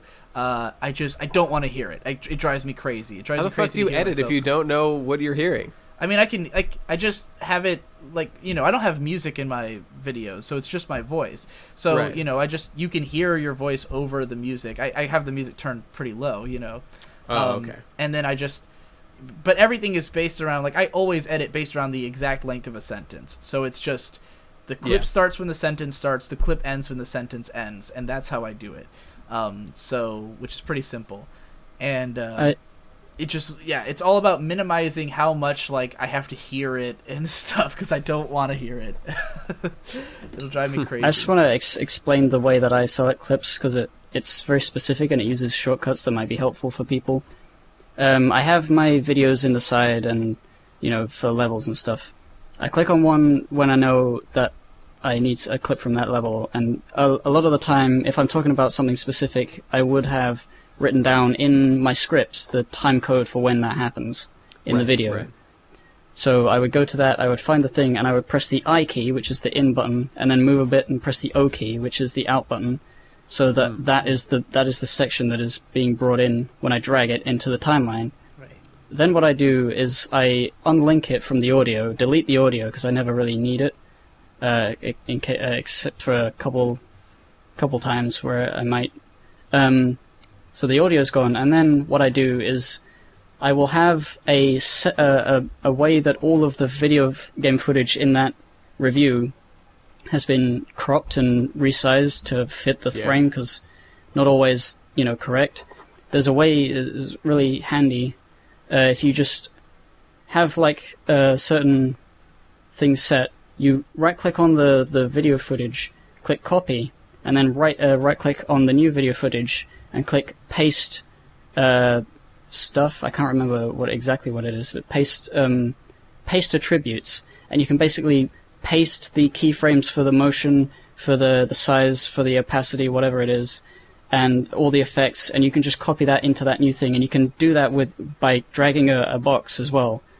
So anytime I put a new clip in, I just copy all the information from the old clips, and I put them into the new ones, and yeah. All right, that's cool. Let's not get so bogged down to the weeds, though. Sorry. It's fine. It amuses me how like technical everybody else gets, because I've said this before. The reason I use Vegas is that I just think it's incredibly simple, and what I mean by simple is not that like you can do all that advanced stuff, but you can also just like manually do everything very easily. And so like for me, it's I could optimize everything and I could make it easier on myself, but like it's easier for me to just parse it if I just do everything in order, start to finish.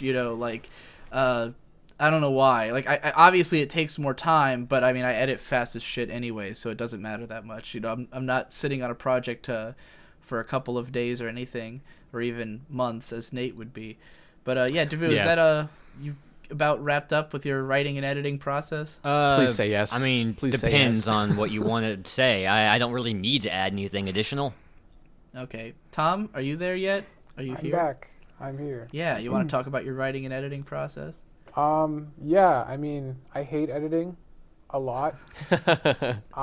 Preach it, brother. Anyone Good who follows man. my Twitter knows that, like, I've questioned multiple times if I should even be making videos because I hate it so much. Like, it drives me to suicide. It's the worst. It's awful. I hate it. That being said, I do a lot of it. So, I mean, my That writing... being said, you have some of the most pro-looking videos of any of us. I don't know. Your branding and stuff has always been like totally on point. Like I remember just liking your end cards from the old Brony Curious videos. Those were right away very professional. I remember modeling myself after them at one point. Yeah, I mean, I'm pretty good at the graphic stuff just because I've been doing that forever. Yeah.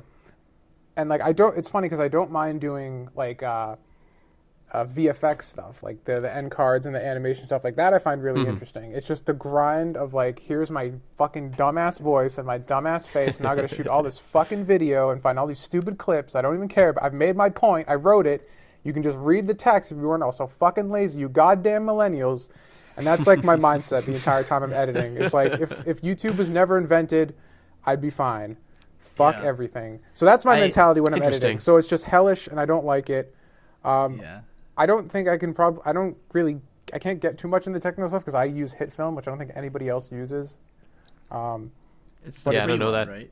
It's free. There's also a paid version. I don't have the paid version. Well, I do now because they just emailed me. They're like, here's our $300 paid version. Do a video on it. I'm like, okay. Nice. So Cool. now I have the new version. But what I like about HitFilm is that it's free, number one, if for the free Express version, which is still really good. It's like way better than iMovie, way better than Windows Movie Maker. And what's cool about it, it's Adobe Premiere and Adobe After Effects in one. Because you can do all the video editing, but you can also have like all the VFX stuff if you want to do like animation and visual like stuff like that. Because like I did all of Sorcerer's Lost in that too. It was the same program. Well, Because it can cool. do everything, which is pretty dope. But my writing process is pretty much like very similar to yours, Nate, where you just get the idea, you have like the thesis, the concept, and then you kind of just go and write it out. Like, I don't do a super fuck ton of research because a lot of the writing that I did back when I was doing reviews and stuff was very much like personal, like my personal thing. Like, that was the thing that I always thought was really funny. Is like people give me shit for being like they're like, this isn't true or whatever. This isn't like true or what we want to hear. I was like, this is just my personal views on it. You know, like it's very much like a vlog style. Yeah. Like, I'm just talking about, this is my interpretation. If you don't like it, like that's fine. So I don't do too much research on videos unless it, like, the point I'm trying to make mandates like knowing the facts. I mean, that's pretty crazy because you talk a lot of techno jargon about all the fucking reviews you do, and I guess you just know that shit. Well, I mean, I don't do a lot of research on those either, just because like I'm doing research for fun essentially. Like, I've read Engadget every day for the last, I think, 10 years now. Like, that's just part of my day is going and reading blogs about all this shit. Like, that's just, I wake up and like 10 minutes in, like that's what I do. It's like, oh, I wonder what happened while I was asleep. Like, that'll do it. So I know a lot of stuff about that. So like off the cuff. But it's two different processes. Like, we're doing like a review versus doing a product review, because there's like a lot more camera work and stuff involved with the product, because it's a physical object that you have to get footage of, and that's obviously different than tracking down a cartoon and getting the clips you need out of that. So it's required a lot more like knowledge and learning about photography and cinematography and things like that. The beginning videos I did were really bad because I didn't have any of that shit. So it was all like handheld, done with like a point and shoot camera, which did not look very good. Yeah, of course. But now it's slowly starting to get better. The thing I was going to talk about with the camera, because if you're using the same camera I am, the T2i, what I ended up doing... Oh, yeah. Because like it doesn't have a flip screen, which sucks. My old camera did have a flip screen, but it was a point-and-shoot camera, and I had to sell it because I needed money, because I had to pay my bills. So I had to let that camera go, which sucks. I really liked it. So now I'm using a T2i, which is still a good camera, but it doesn't have the flippy screen. It's like older. It doesn't have a lot of like that's modern like a death features. sentence. The no flip. Only now am I realizing what a fucking waste of money it was to get something without a flip screen. You can't do it unless you have a guy with you. But okay. Well, this is my like ghetto tech solution, which is not really ghetto tech at all. Yeah. But it's a good way. The nice thing about those big DSLRs is they have a ton of fucking ports, and one of the ports on the side is mini HDMI. So if you get a mini HDMI adapter on eBay for like $1. Take your HDMI cable from your monitor, take it out of your computer, plug it in the adapter, plug the adapter into the camera, then turn it on, and the screen is on your computer monitor. Oh my god, that's perfect. I use that to shoot now. That is fucking amazing. It's great. And then what you need to do with the Canon firmware is there's an aftermarket firmware you can download called Magic Lantern, and I put that on my T2i. You put it on the SD card, and then you go into the Canon settings, you hit update firmware, and it'll overwrite the stock firmware with the Magic Lantern firmware. That adds a bunch of new cinematography features. You can monitor your curves right on the screen. You can monitor your white balance. It adds what's called... That's great, because I swear to God, the managing of like the white balance and shit on this computer is... this camera is fucking impossible. Yeah. I can't navigate these the best retarded thing that's going to menus. save your fucking life, they have an option for focus peaking. Do you know what focus peaking is? Yeah. So you put focus peaking on there, and it'll have like red dots around whatever's in focus. So when you go to stand back away, if your face has like red dots on it, you know you're in focus. I didn't even think this kind of shit was blown possible. my mind to shit, Tom. Like Yeah, I'm about to go dig up like on Victor's old fucking T4i that he won't use anymore because he's got a real camera now, and I'm just gonna fucking steal it and I would like sell my left nut for a T4i. Those things with Magic Lantern are great. So my baby little T2i is like very jealous. But yeah, Magic Lantern like will save your fucking life, and that's kind of what I'm like. The last like 7 videos I've shot where I've been on the T2i, and I'm slowly kind of trying to figure out how to make this dinosaur work for me. Yeah, I mean, your fucking video quality like definitely jumped up in the last few, like in terms of framing and being in focus and the lighting not being shit or the white balance not being shit. Like it's gotten a lot better. Yeah, because I'm on the one hand I'm doing a lot of the camera stuff, then the other hand I'm looking into like post production, so like doing like color balance and white balance and crushing blacks and whites and getting like the contrast looking good. I'm trying to make it look very filmic. Like everyone's like, oh man, 60 FPS. I'm just like, I'm gonna do 24 FPS so it looks like a movie, because that's the look I like. So I'm going down when everyone else is going up. So it's a lot of just like tweaking with things like that, which all of that I find fascinating. It's the actual editing part that I want to like make someone else do, because it sucks and it makes Tom, sorry. Something I want to know about is you still do this, right? You use a teleprompter for all your stuff. Yeah. Like anything, a makeshift one. Yeah. So there's a video on YouTube by Film Riot. They're a great channel for like DIY filmmaking and stuff. And they had completely cut out. Oh, am I alive? Yeah. Okay, we can hear you. Yeah. So there's a channel called Film Riot, which is great for DIY filmmaking and stuff. And they have a tutorial on how to build a teleprompter. So just like to build, so what you do, you take like a 2x4 or like a piece of plywood, and then you screw in like hinges on a picture frame, and then prop that up at 90 degrees, and you put your camera in there, and you get like a screen or something you drop onto the plywood and reflect onto the picture frame's glass, and then you can read it. So what I did is I took my old iPad that someone from Twitter, I actually went on Twitter like a couple years ago. I was like, I need an iPad. I will pay somebody. And this guy was just like, I'll just give you this old iPad that I don't use anymore. It's sitting in a box. It's like super old and it's like cracked, but it doesn't matter. I'm like, dude, I don't care. I just need that. So I got this old iPad and I use that. And there's an application for the iPad called Prompt Smart. And it saved my life because I was using other online teleprompter software, but it auto scrolls. So you have to like keep up with the prompt. So if you fuck up, like it's gone. And so you're just like, well, I gotta figure that out.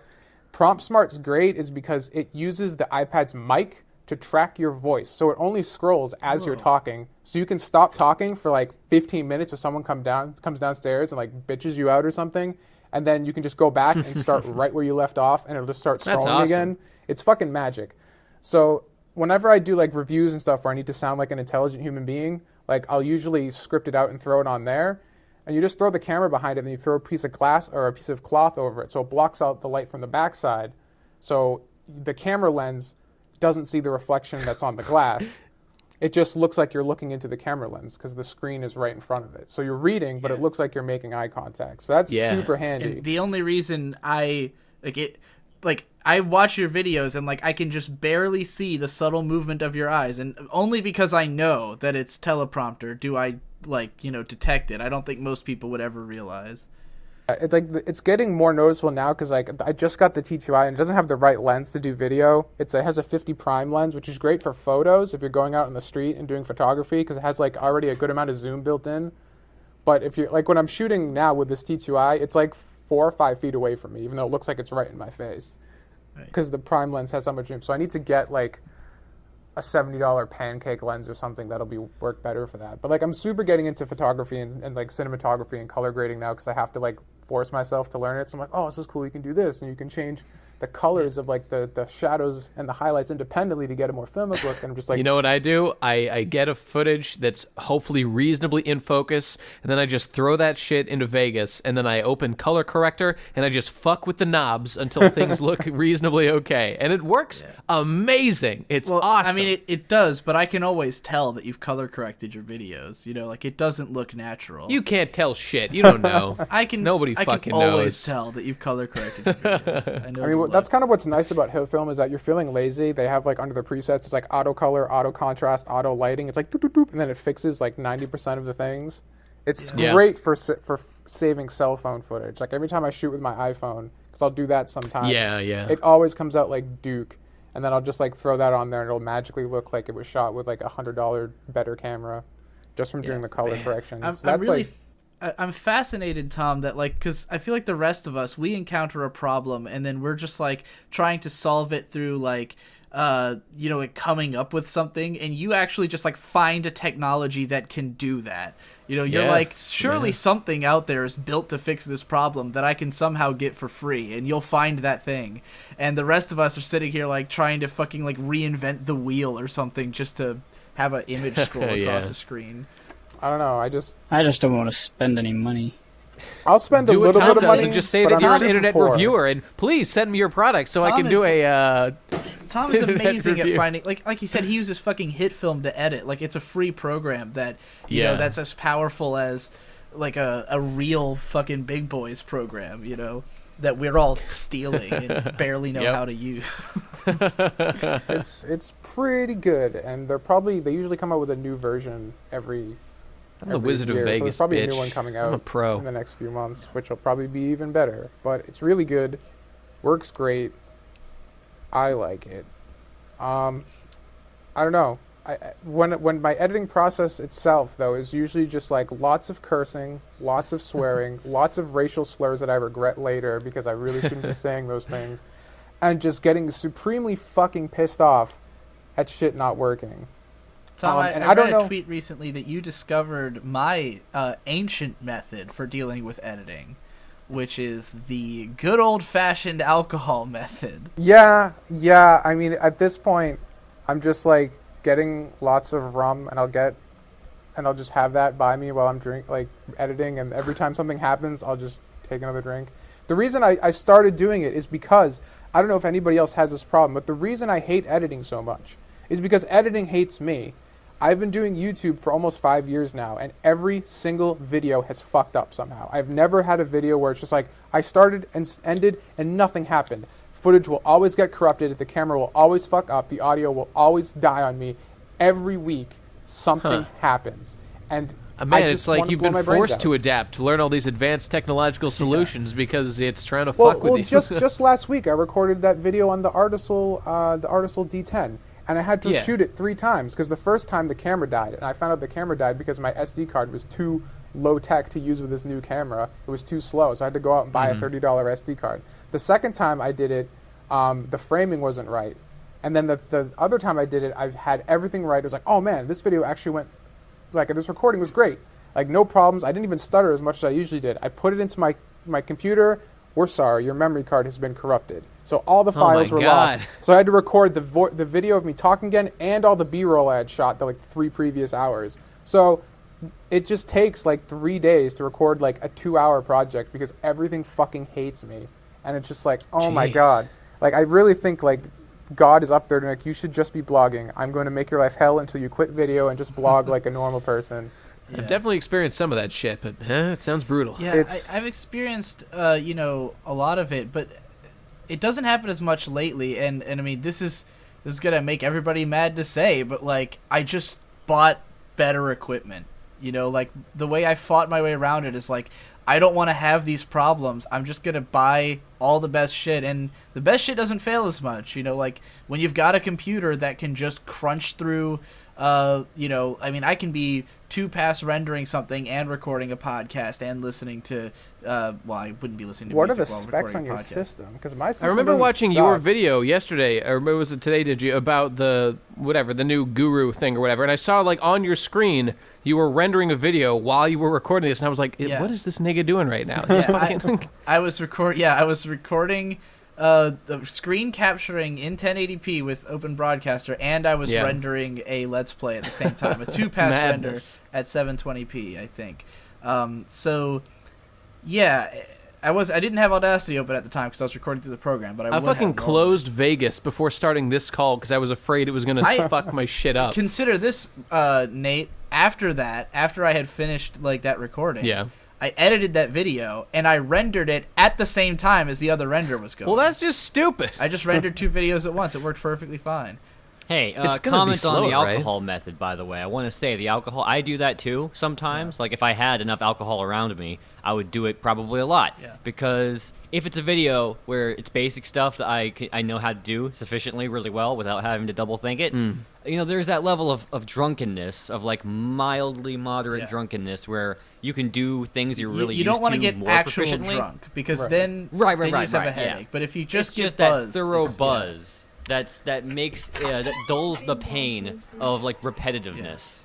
Yeah. And it's quite useful. Well, okay, not to cut you off too soon, but perhaps we should just move on to Digi so we can wrap this thing up because we are at the 2 fucking hour go mark. to Digi. Yeah. Holy damn. Yeah. Well, I always see. You might have noticed that every time we do one of these podcasts where we round robin, I always make myself go last, so that because I know I'm going to piggyback on what everyone else says throughout the podcast, and that'll get out half of what I wanted to say, so that it's not an unbroken hour of me talking.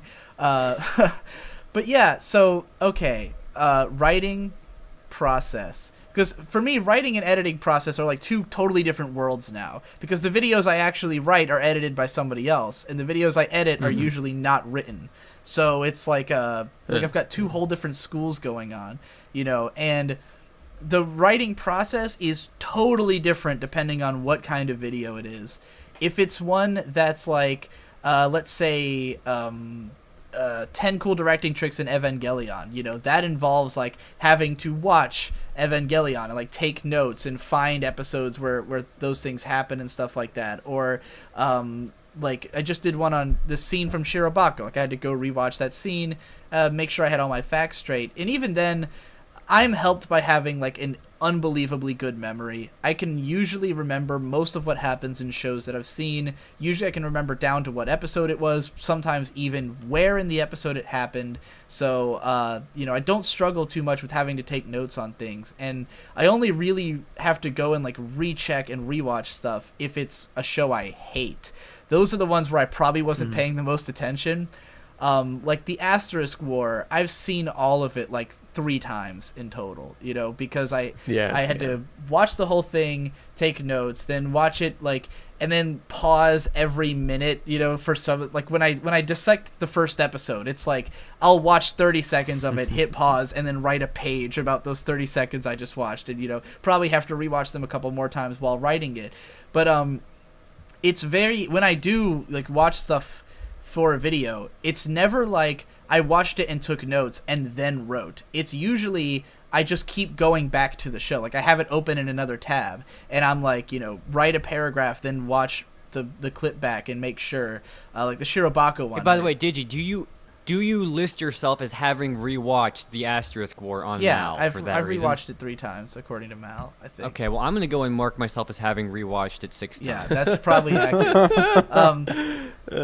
So yeah, like I'll go through for stuff like that, but then a lot of it is just from memory, and it really depends on how much I can get away with. Like cool character designs, Gurren Lagann. I've seen Gurren Lagann 3 times in the past. The last time I watched it was early last year, so almost 2 years ago. Didn't matter. I was able to write it without rewatching the show.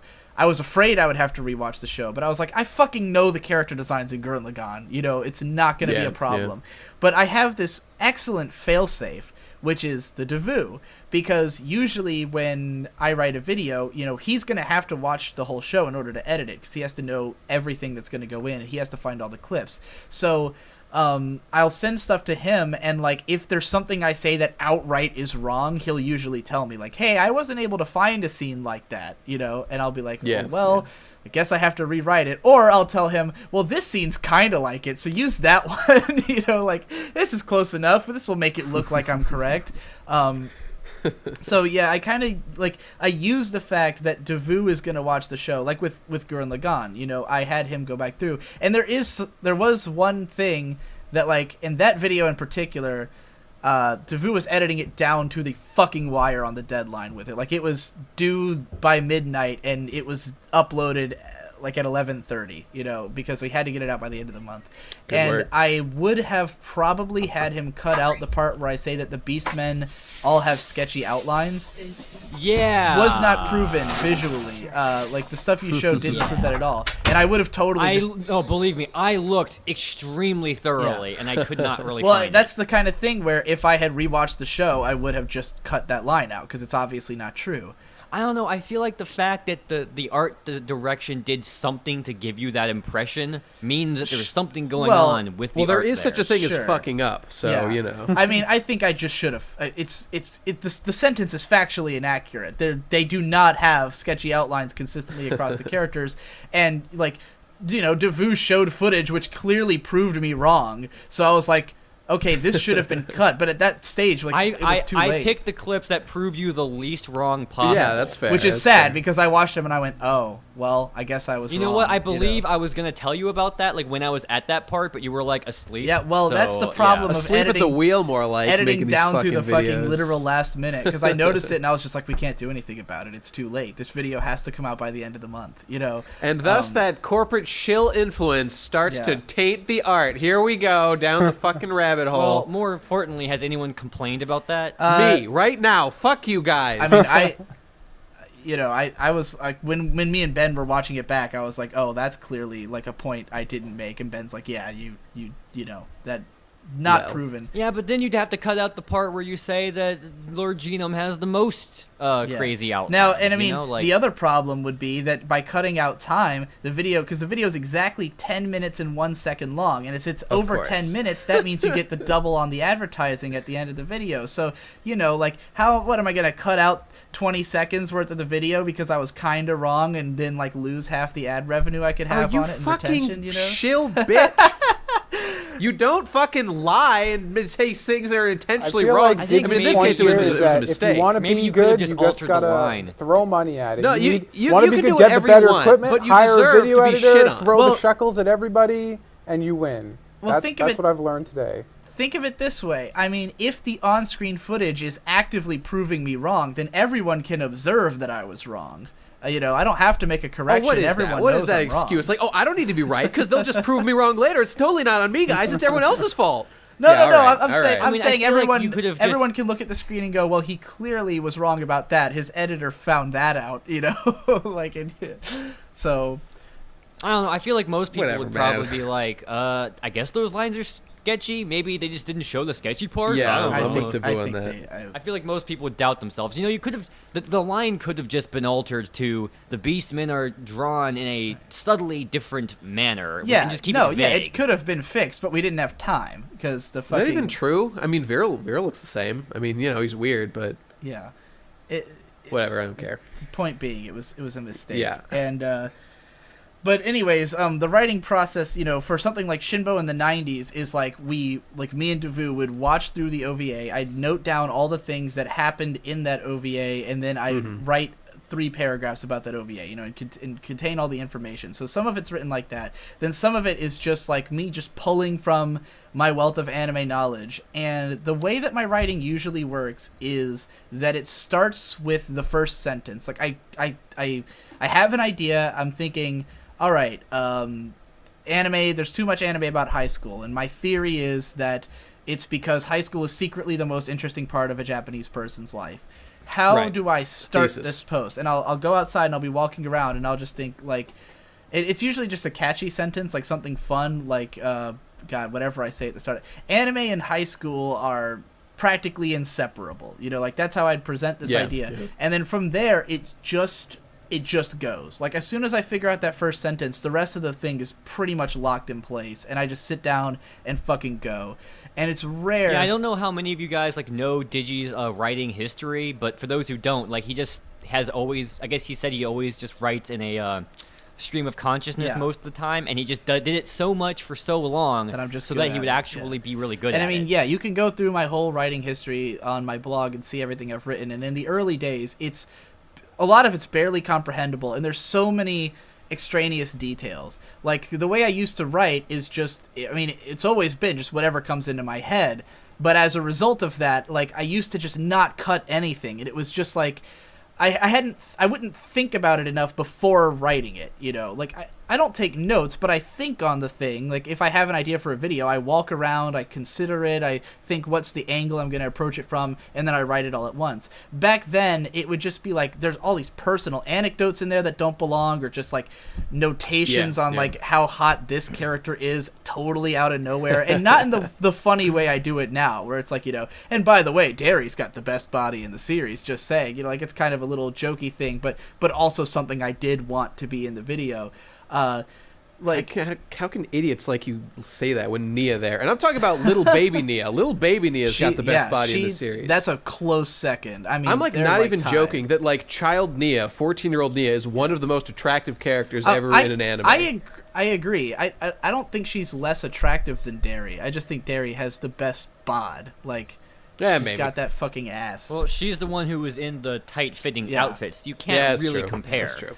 Nia was she's grown up. Nia's got kind of a banana body, she ain't got no ass. Derry's got that. She's not much better, Derry. I'll study it later. Yeah, please do. Study intently. But anyways, my old writing was just a total chaotic mess, and I've talked about this before. How what I had this revelation where I had this teacher in college who told me like I had to write something for him, and he wanted it to be like 500 words. And of course, I way overshot and went for like 700 because back in high school, that impresses a teacher if you go over the word count they asked for. For sure. In college, this was not impressive. He was like, "This is too long." I asked for 500 words, and he's like, cut out all these extraneous details and stuff. So I start removing shit, and I give it to him again. It's like 550 words, and he's like, "Look, you really need to," he was like, "I think you have like a great written voice, but you need to learn how to simplify." He specifically said simplify, and I was like, okay, now I got to get serious. So I start like running through this thing with a fine-tooth comb and like making every sentence perfect, and like it was so satisfying to do that I then totally changed my anime blogging style and like started just like obsessing over every script and like perfecting all the sentences until that came naturally, and then I switched back to this more conversational freeform style, but now I can just condense information well. I just know how to do that.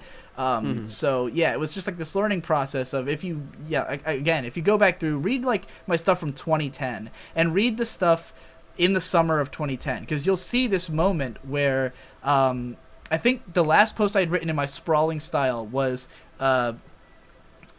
being an anime lifer, or like being a Yu-Gi-Oh lifer, something like that, where it was me observing how different people have called themselves, like there's certain shows that they're just obsessed with for their whole lives, and I never really had something like that, and I was like, I guess Yu-Gi-Oh is a show I've always been into, but like I'm not like way into it or anything. That's the point of the post. It's like 1,300 words, and half of it is totally extraneous. It could have been cut. And so after like I got this simplification lesson, I looked at that post and I was like, God, this is awful. Like, why did I write all this extra stuff in here? This is not what I should be doing. And so the very next like 3 posts are like Spartan. It's like 500 word tight little posts, and then it like expands back out from there. So that's sort of the development of my style, and now it's just the ideas in my head, write it all out, and it's very fast, very instantaneous, unless it's a huge project, in which case there's a lot of getting up, going outside, smoking, thinking of the next sentence, like my favorite example would be the Psychopaths video, because there's it's broken up into 5 parts, and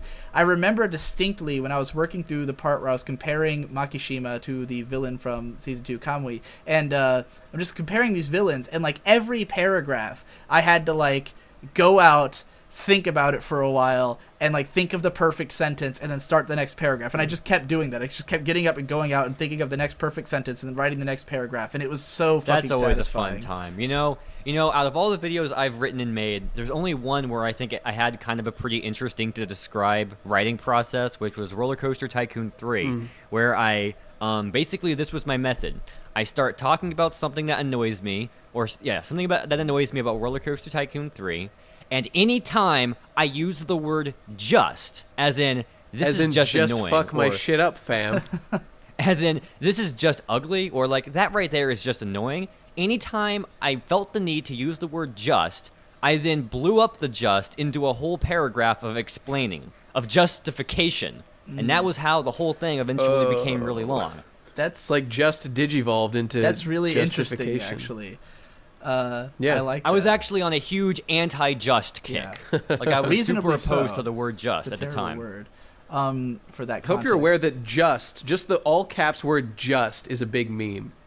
It's a big meme, so Yeah, so like most of my writing happens like that in these violent spurts, and it's also about figuring out what kind of video is this going to be is like the most important thing, because most other YouTubers have a defined structure. Like Nate, you have best anime ever.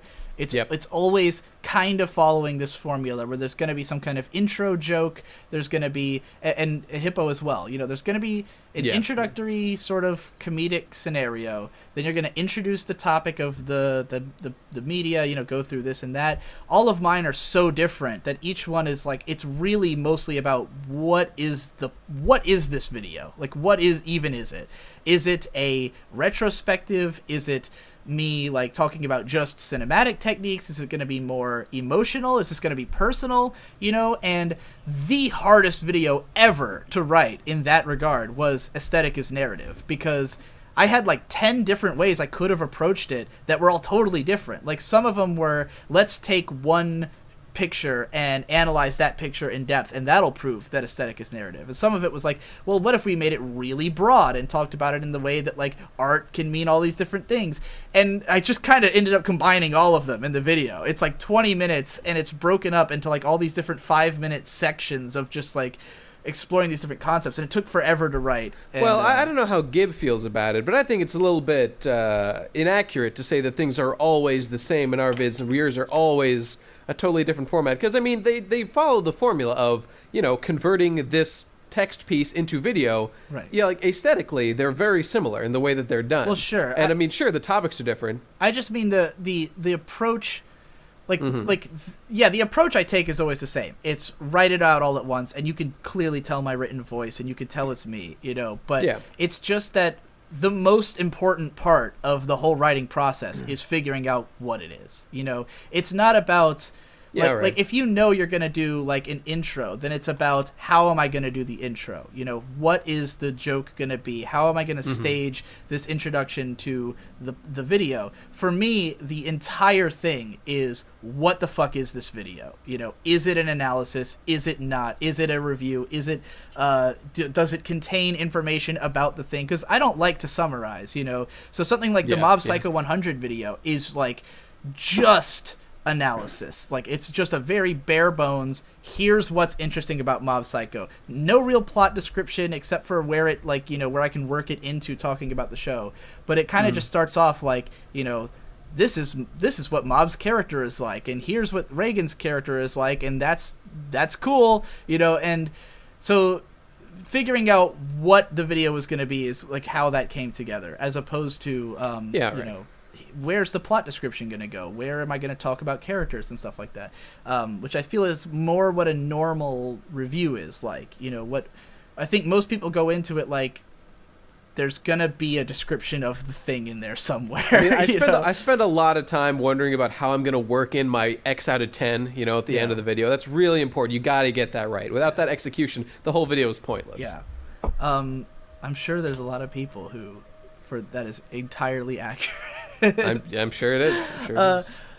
Yeah, so that's how the writing comes together for the ones that Davoo edits. And then I just I do the audio, I ship it off to him, and it's done. And those are very much, like, they're just, in my mind, they're just text posts that are set to video. They're not videos in the, like, strictest sense of the word. They're not constructed, like, with the idea that they will be a video first. And I mean, I incorporate a lot of elements that I couldn't do in text, you know, where there'll be unscripted segments, like in that Too Many Anime High Schoolers or whatever. You know, there's a segment where it's just me in front of my collection, and I just use that as an example. I mean, you have evolved your writing style a lot, knowing that it's going to be in the audio-video format. Right. Like, I write... But what Digi means is he's not, like, thinking about, like, how the video will be formatted, like, with things that can only be done with video, with, like, live-action segments and stuff. It's, you know, back in the text blogging days, you would have to, if you wanted to describe, like, the way a scene plays out,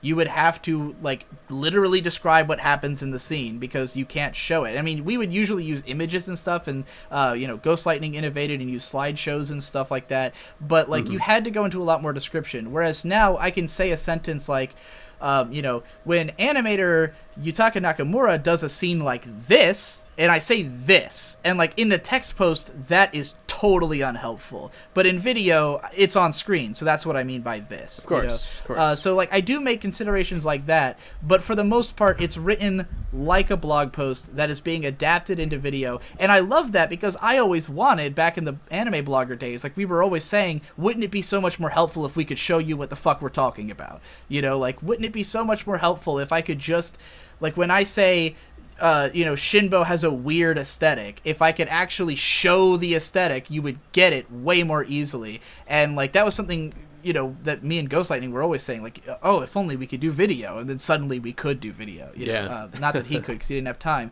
So, like, that's sort of where I come from, as opposed to coming from it, like I feel like you guys more come from, I want to make a funny video, and, you know, the review is more of a, like a vehicle to make an entertaining video.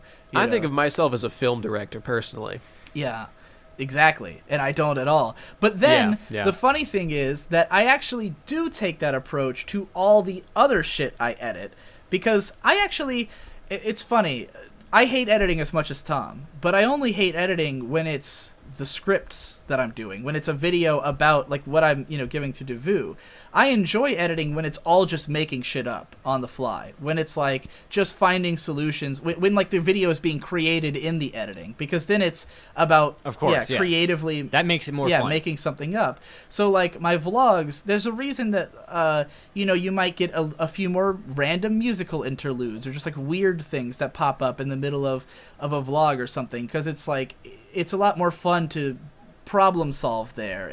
And I don't do a lot. I'm a big fan of the idea that like even the smallest edit can change things massively, and I really picked that up from Jesse, where Jesse will do a video that's ostensibly just a vlog, but then like there's one moment where just the camera zooms in on his face right when he drops something, and it's fucking hilarious, and it just totally changes the nature of it, even though it's such a minor edit in the middle of what could be a 15-minute vlog, Yep. I mean, Plebe and the Weeb is kind of edited that way. Like, most of it's just us talking, but then he zooms in on our faces at funny moments and puts text on screen here and there, and it totally changes it into a much funnier product.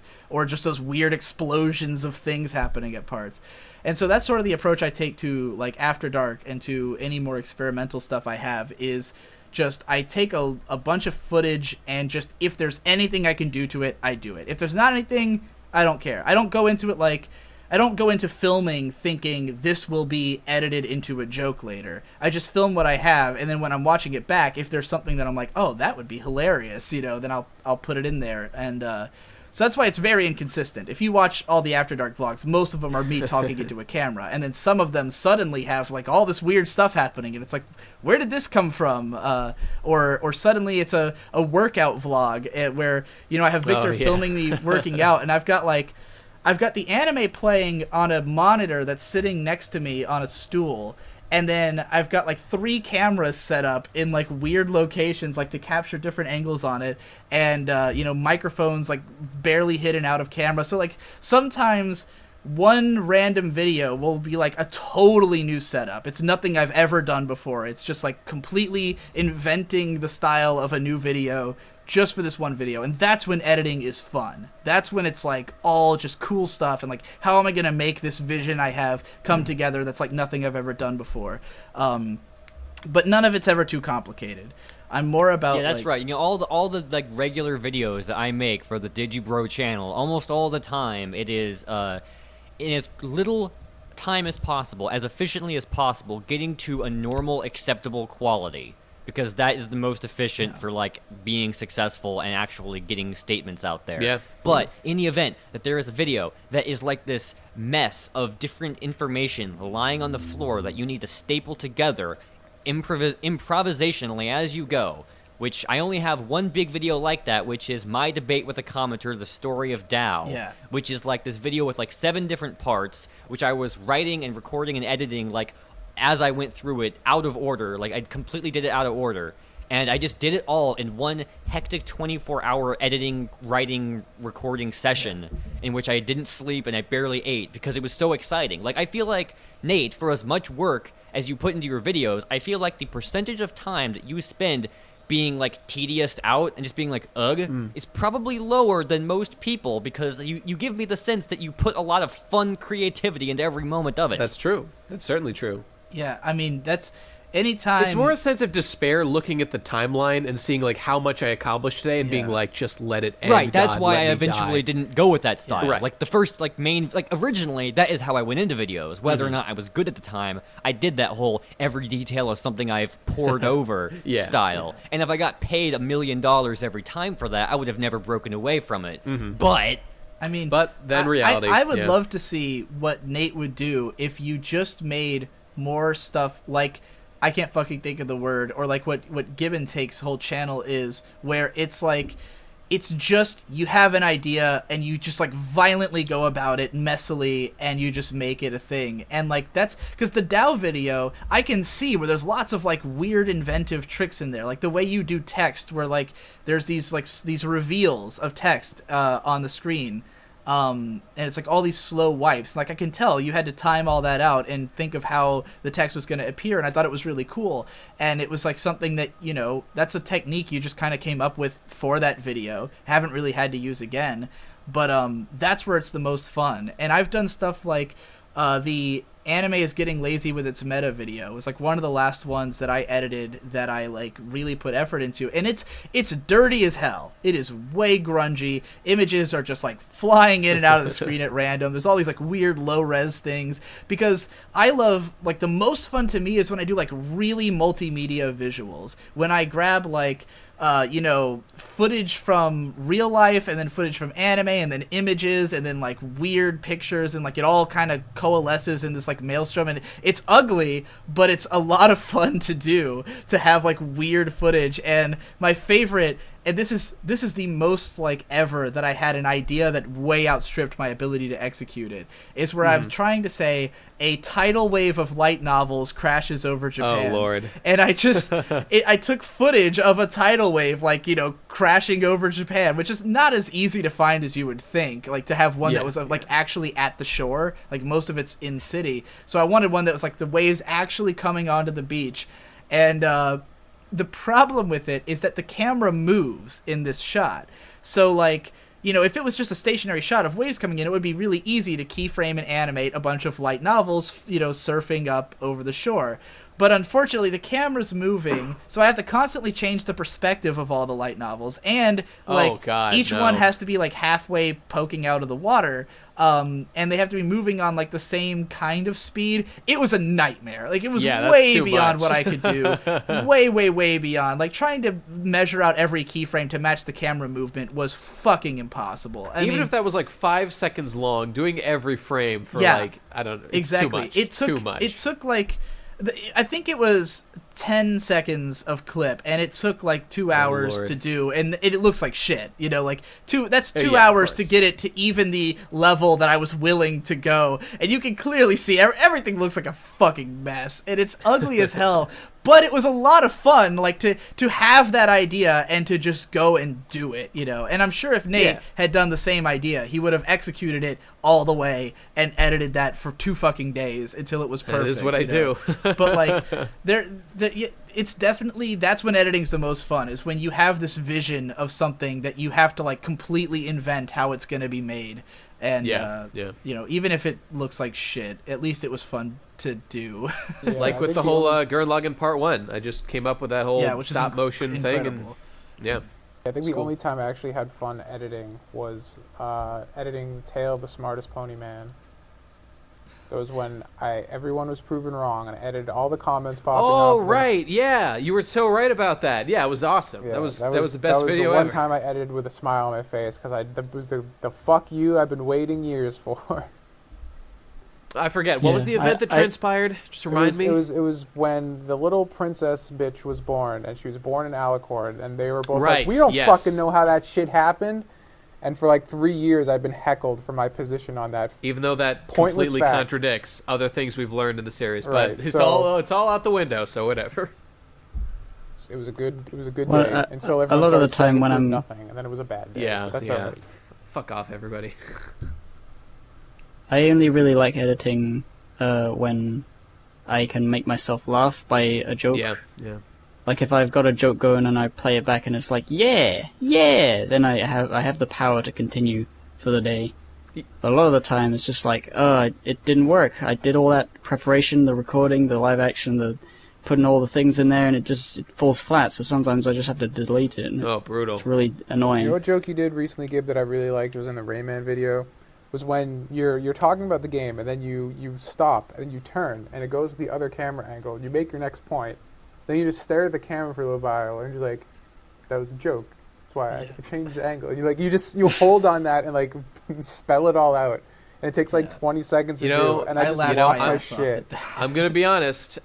Didn't care for that joke. Thought it went on way too long. That's what made it funny, was that it was awkwardly long. Well, it's okay. So I went through the like giggle initially, and then the like, okay, let's move on, and then the like secondary. Oh, okay, he's doing it too long, and then it just kept going. That's. I laughed harder the longer it went.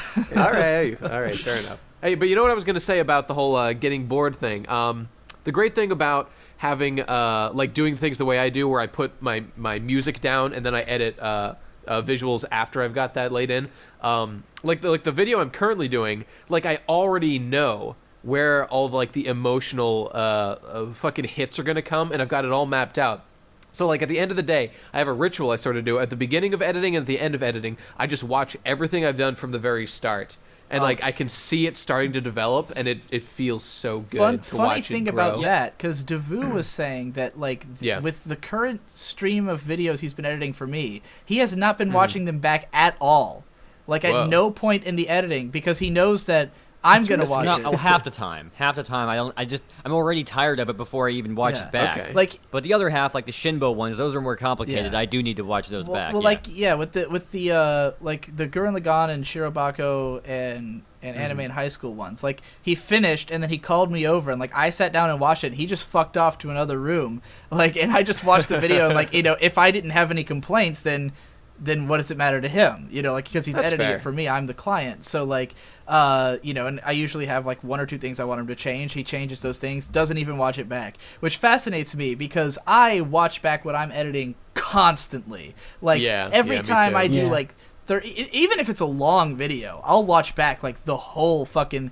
Right now, I'm in the middle of a fairly inventive editing. I won't say it's inventive, but it's different from what I usually do for like this kind of unscripted vlog thing where I'm splicing in lots of stuff, and like just to check the flow, I'll like watch like 20 minutes of an hour-long video back just to see like, do I think this feels right? You know, like, do I like how these clips are cutting in, or like, you know, or do I just like the rhythm of how I talk? Even like my totally unedited vlogs, I usually watch a few times before I post them.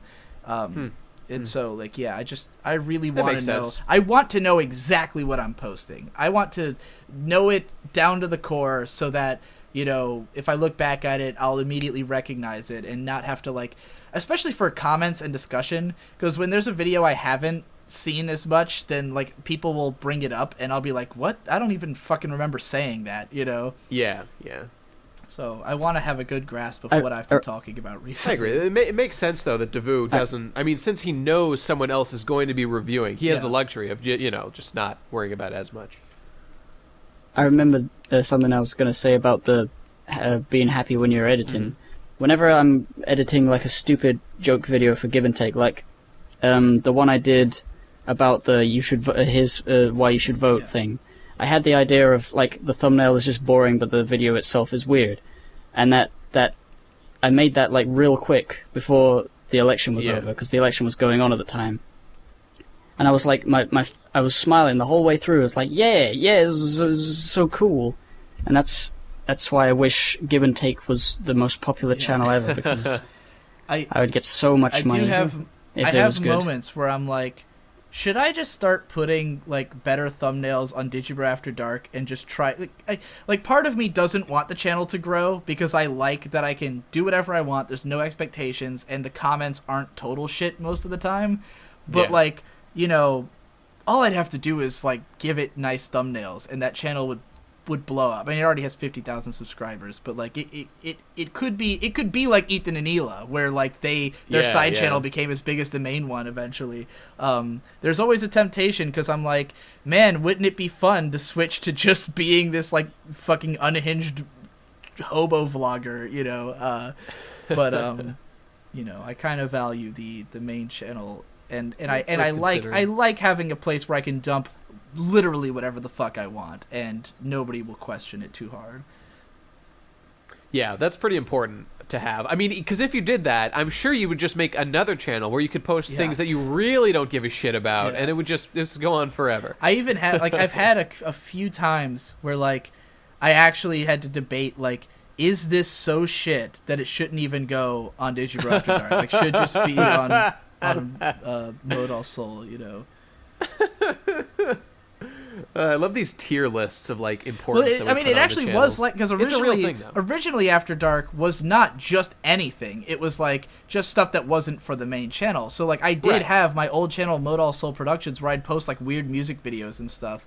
But then eventually I was like, you know what? Like, I want these weird music videos to actually have some audience. So fuck it. Fuck everyone who subscribes to Digibro After Dark if they can't take it. You know, like, this channel is for the powerful. It's not for people who are going to meekly unsubscribe because a weird rap video that says nigger 200 times showed up, you know?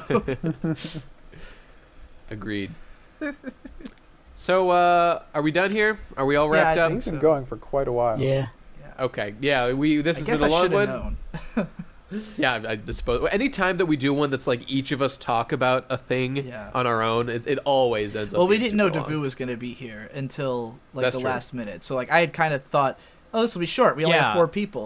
Because I demanded to go on because this is the first time in like 20 episodes I've really cared to be on an episode because god damn it, my couch wedge is so cool and I need people to know. Well, I'm glad it got out there. All right, well, thanks for listening, everybody. And by the way, once again, let me say that our this whole suggestion here, this whole topic that we were in, was a suggestion by a guy sent to our Twitter account at TP Crastinators. So please go tweet all your suggestions there. Give us everything. Give us suggestions. If you want to make art for us, give it to there. There's finally a place we to need send these suggestions. things. Every week we scrap through our you shitty guys, you guys don't know. You guys don't know hour the to shit 2 I go hours. through every week trying to get these fucking people to care about something for long enough to start to make a fucking call about it. So please save me from myself. Help me out. Send shit there. And once again, let me thank at Spacey Filmer for their suggestion for the writing/editing process. All right, thanks for listening, everybody, and we'll see you next time. Bye-bye. Bye. Yeah, I'm supposed to be working right now. I'm supposed to be working right now. But I'm not working. I'm doing nothing. My dick I'm jerking. Myself I'm sucking. I am an asshole. I am a stupid. I've got a deadline, don't wanna do it.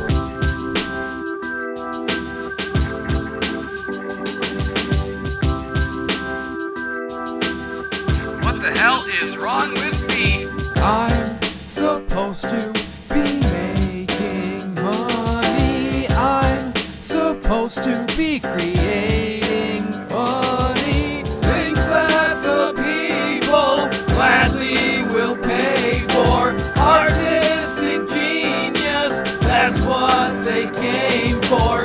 Instead I'm tweeting, hashtag repeating. That's why there's no heat and holes in the ceiling.